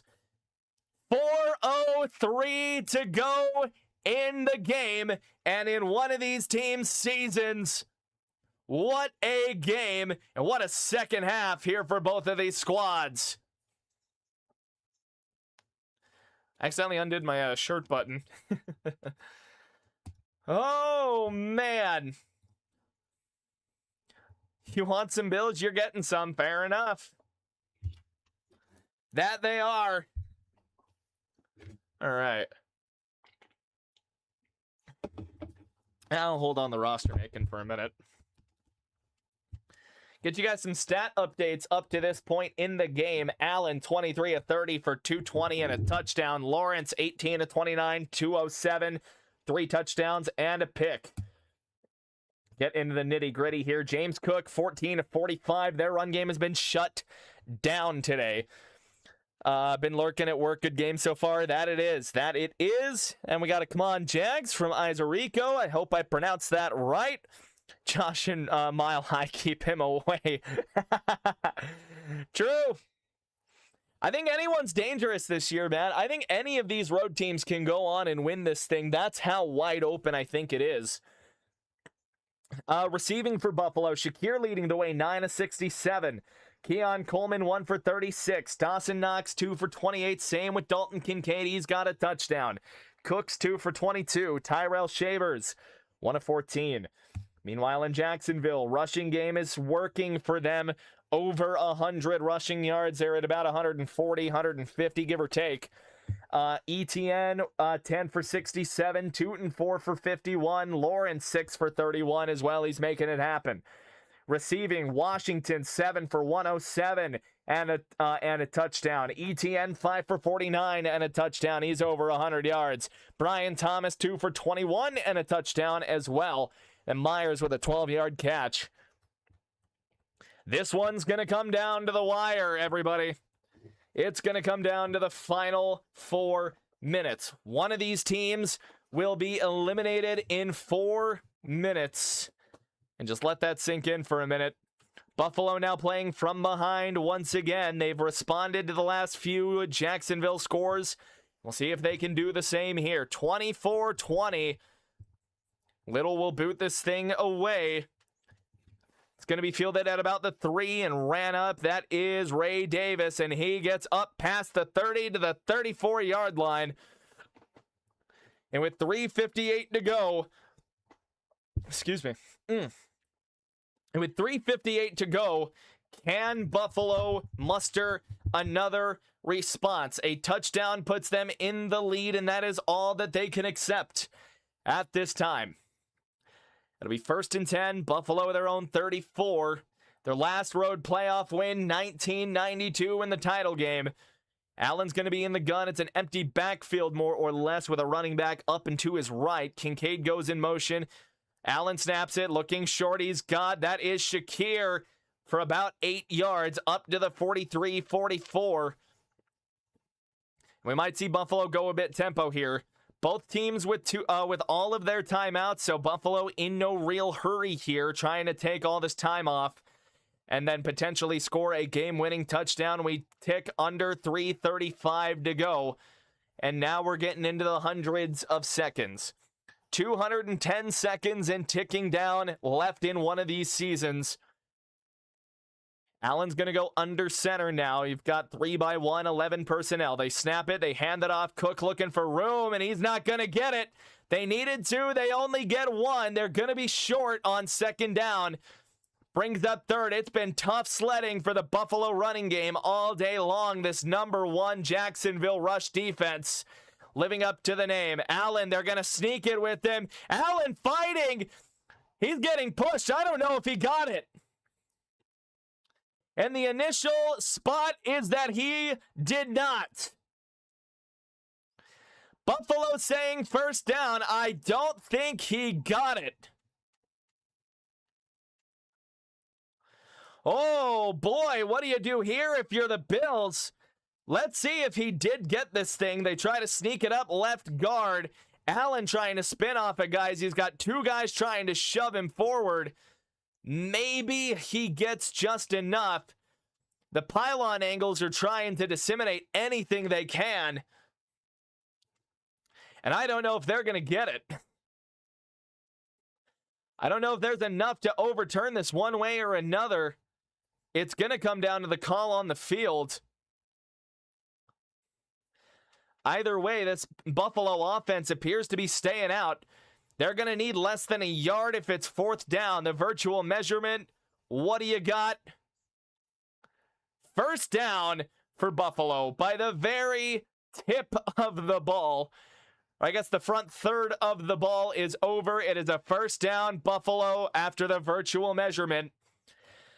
2:42 left in the game in what has been another installment in likely the greatest wild card weekend we've ever seen. Empty set for Allen now as the clock continues to tick. 2:34 and counting. We're down to about 150 seconds now. Allen in the gun. They snap it. Standing in the pocket. Free rusher got pressure. He's going deep. He's got a man. Brandon Cooks to the Jacksonville 20. He comes wide open. And if Allen hangs on to that for even a frame longer, he's getting blasted. He does still get blasted, but he gets it off right when he needs to. Brandon Cooks lost in the defense, and Buffalo has flipped field position, and they are looking to flip fortunes. That's how we get to the 2-minute warning here in Jacksonville. Don't go anywhere. This game will keep you glued to your seat. What a reversal. And what a huge play for Buffalo when they need it the most. Wow. Both teams still with all three timeouts as well. So this is going to come down to the nitty-gritty time-wise. Of course, we're not missing anything now. If you are enjoying, I'd very much appreciate it if you threw a like on the stream. Helps me out in the algorithm. And if you're really enjoying it, do feel free to subscribe. I don't only do Broncos games. Obviously, did a couple of neutral games during the year. And again, helps out the channel hugely. Trying to get up to 350 subscribers. What a game we have been treated to today. Started out a little slow, but now we've got it cooking. And it's going to come down to the final 2 minutes. Oh boy. Once again, we are in commercial break. We are not missing anything. I am very excited to go make lunch after this. Tell you what, I could use it. Oh man. All of these playoff games so far. Okay, let's just put this out there. Every playoff game this year up to this point, each of these wild card games have been absolute cinema. Like, I know a lot of people were expecting Carolina to get blown out. The spread was 10.5 in favor of the Rams. But I mean, it's been cinema for the whole playoff slate. And this is just another installment. Buffalo's going to have it at the 20 when we get back. And we are back in Jacksonville. come and announce our high school games here in North Carolina. That would be cool, man. To actually like be there and announce these games would be absolutely wicked. I appreciate the love from you, Brian. It's been awesome having you in here, man. Here we go. 1st and 10, Buffalo after the huge play. They've got it now in the outer red zone of Jacksonville. Allen in the gun. It's a 3-by-1 set. Running back up a little bit, spread wide. Allen standing in the pocket. Now he's got a roll. Checks it down to Dawson Knox. He's not going to get much, but it's positive yardage. 2nd down. Clock keeps rolling. No one's blinking and taking a timeout. 2nd and 8. Down to the 18-yard line of Jacksonville. And right now, Buffalo, it's do or die. What do you got? We are now to 90 seconds left in one of these teams' seasons. Buffalo is going to come out in the gun. Trips left side. Allen with a running back to his right. 11 personnel. They snap it. They screen it to Shakir. They've been doing that all day. Shakir only going to get forward to about the 14-yard line. They're killing more clock. No timeout taken yet by anybody. 3rd and 4. Jacksonville is content to let this run. They've got the lead, but we are going to get a timeout. It's a gain of 4 on the screen to Shakir, and we get a timeout from Liam Cohen and the Jags. Again, with 67 seconds on the clock. Actually, they are going to put more time back on. Someone must have gotten a timeout in earlier that they finally got processed. 76 seconds left. One of these teams will be going home. The other will be going to the divisional round to face whatever it is there. We'll know more about the AFC playoffs here in a few hours by the end of the night. But right now, both of these teams just looking to make it to another day. 76 seconds. It is 3rd and 4 for the Bills. After a short throw and a screen, Allen empty set, trips right side. They snap it. They screen it again. Shakir trying to get shaky, and he's going to be held short. They don't get there. And this is going to set up. Oh, maybe they give it to him. We'll see if he got far enough. The way the spot looked, he has that first. This could be Buffalo 1st down. Nothing concrete or final yet. Shakir might have fought just enough to get the nose of that ball ahead of the sticks. And we'll see what the call is here. They needed the 10-yard line. Does Shakir actually get there? We're going to get another virtual measurement. I don't think he does. This is going to be 4th and 1. And Jacksonville will be one play away from moving on to the AFC divisional round. If this is measured the way I think, and it will be 4th and inches, Jacksonville will take their final timeout with 1:10 to go. And now this is the play of Buffalo's season right here. Down 4, you need maybe 6 inches.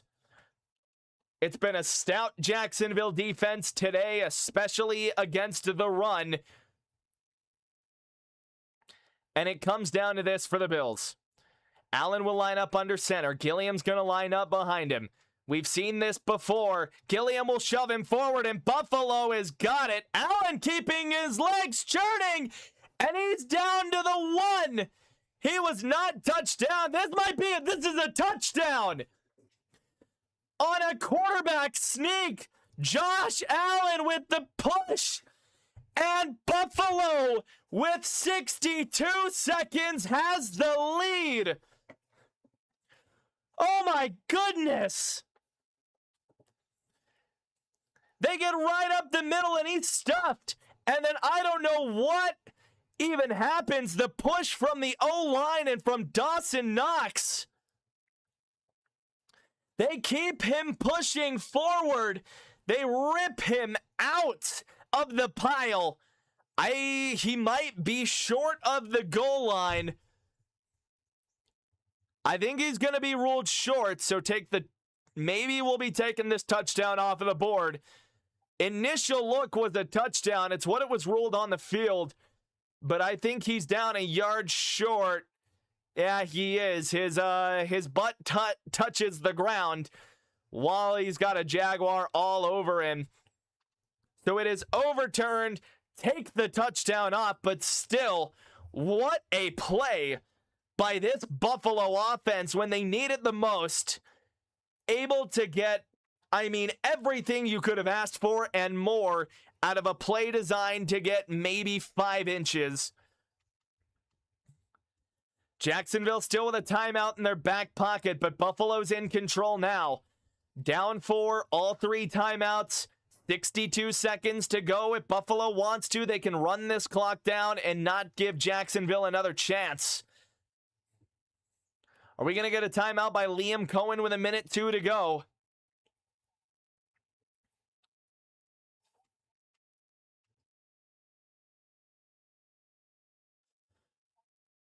Okay. So Jacksonville will call their final timeout with 1:05 to go. And I think that keeps a runoff from happening here. Goodness gracious. What a game between you've got the AFC heavyweight that's been here before and the up-and-comer in the Jags. They've had a couple of playoff years before, but none as good as this. Now the defense with their backs against the wall. Jacksonville is out of timeouts. 1:05 to go. And Buffalo is going to have this at the 1. They're going to line up under center again. Gilliam shoving Allen. There it is. Touchdown Buffalo with 1:02 to go. And that's going to give them a 2-point lead pending the PAT. And right now, Allen in line for his first career playoff win on the road, and for Buffalo's first playoff win since 1992. And depending on how things shake out, they could be going to Denver, to New England. They will not be hosting a playoff game next week if Buffalo hangs on. They would be one of the lower remaining seeds, of course, with 5 and 4 still yet to play. But for now, they have the lead. Prater will come on now for the extra point. They call it a $1:04 to go. Prater knocks it through. 3-point game. The ever important extra point. We've seen it come into play in numerous games this season. Kicking has been a little wonky this year, but Prater comes through. And now we've got 1:04. It's the 4th lead change in the 4th quarter. And that is tied for the most in postseason history, and a record-breaking 5th would likely give Jacksonville the win. Oh my goodness.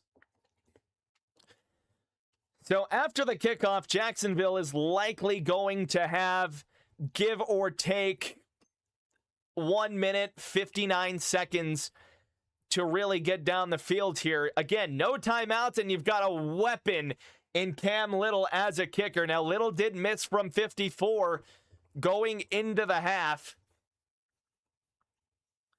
But you've got to imagine, with the twists and turns that this game has taken, that Jacksonville is going to go respond. Here we go. Wishnowski will boot it away. Dirty kick. This will be fielded at the 2 by Bashal Tutin. Tutin looking to get anywhere, and he is going to get decked at his own 23. So now, and Tutin's down. Tutin did not get up after that. He was writhing around in pain a little bit. 59 seconds. Don't go anywhere. This is it. So Jacksonville down to their final chance. They get Tutin off the field, so that is good. Jacksonville needs the 50 for field goal range, which is crazy. Lawrence out of an empty set, dropping, lets it rip over the middle, intercepted! Buffalo's going to the divisional round! An ill-advised throw that hits a man, a contested ball. And after one play of Jacksonville's last gasp, Buffalo is going on to the divisional round.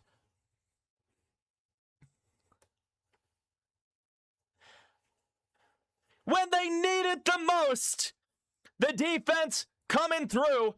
Lawrence trying to throw a contested ball to Jacoby Myers. Bounces out of the hands, is broken up, and it's Cole Bishop. Right place, right time, broken up by Trey White, and into the arms of Cole Bishop. And Buffalo has punched their first road playoff win since 1992, the AFC title game. Allen and the Bills get their first road playoff win under Josh Allen and company. And ladies and gentlemen, your 6th seed will advance. One more kneel to end it, and they do. That is how the Buffalo Bills advance. Ladies and gentlemen, everyone here, it has been an honor to call this game for you. Once again, I got the best crew in the league. Ender Games with the graphics. Bok Choy here modding. Some other friends of the channel in the description. Go check them out for being the most dangerous team in the playoffs. The Jags go one and done. Liam Cohen and company. Oh, they're going to be trying to get back next year. Allen and the Bills will advance. Again, for the best crew in all of the NFL, Ender Games and Bok Choy in here. Again, more friends of the channel in the description. Want to thank each and every one of you. If you enjoyed the stream, don't forget to like and subscribe. And we got the Chargers and New England coming on tonight. We're not going to do the usual stream ending intro. I got to get some stuff together. I got about 4 hours and a bunch of stuff to do. So we will see you all later tonight to determine whether Buffalo or the Chargers are going to Denver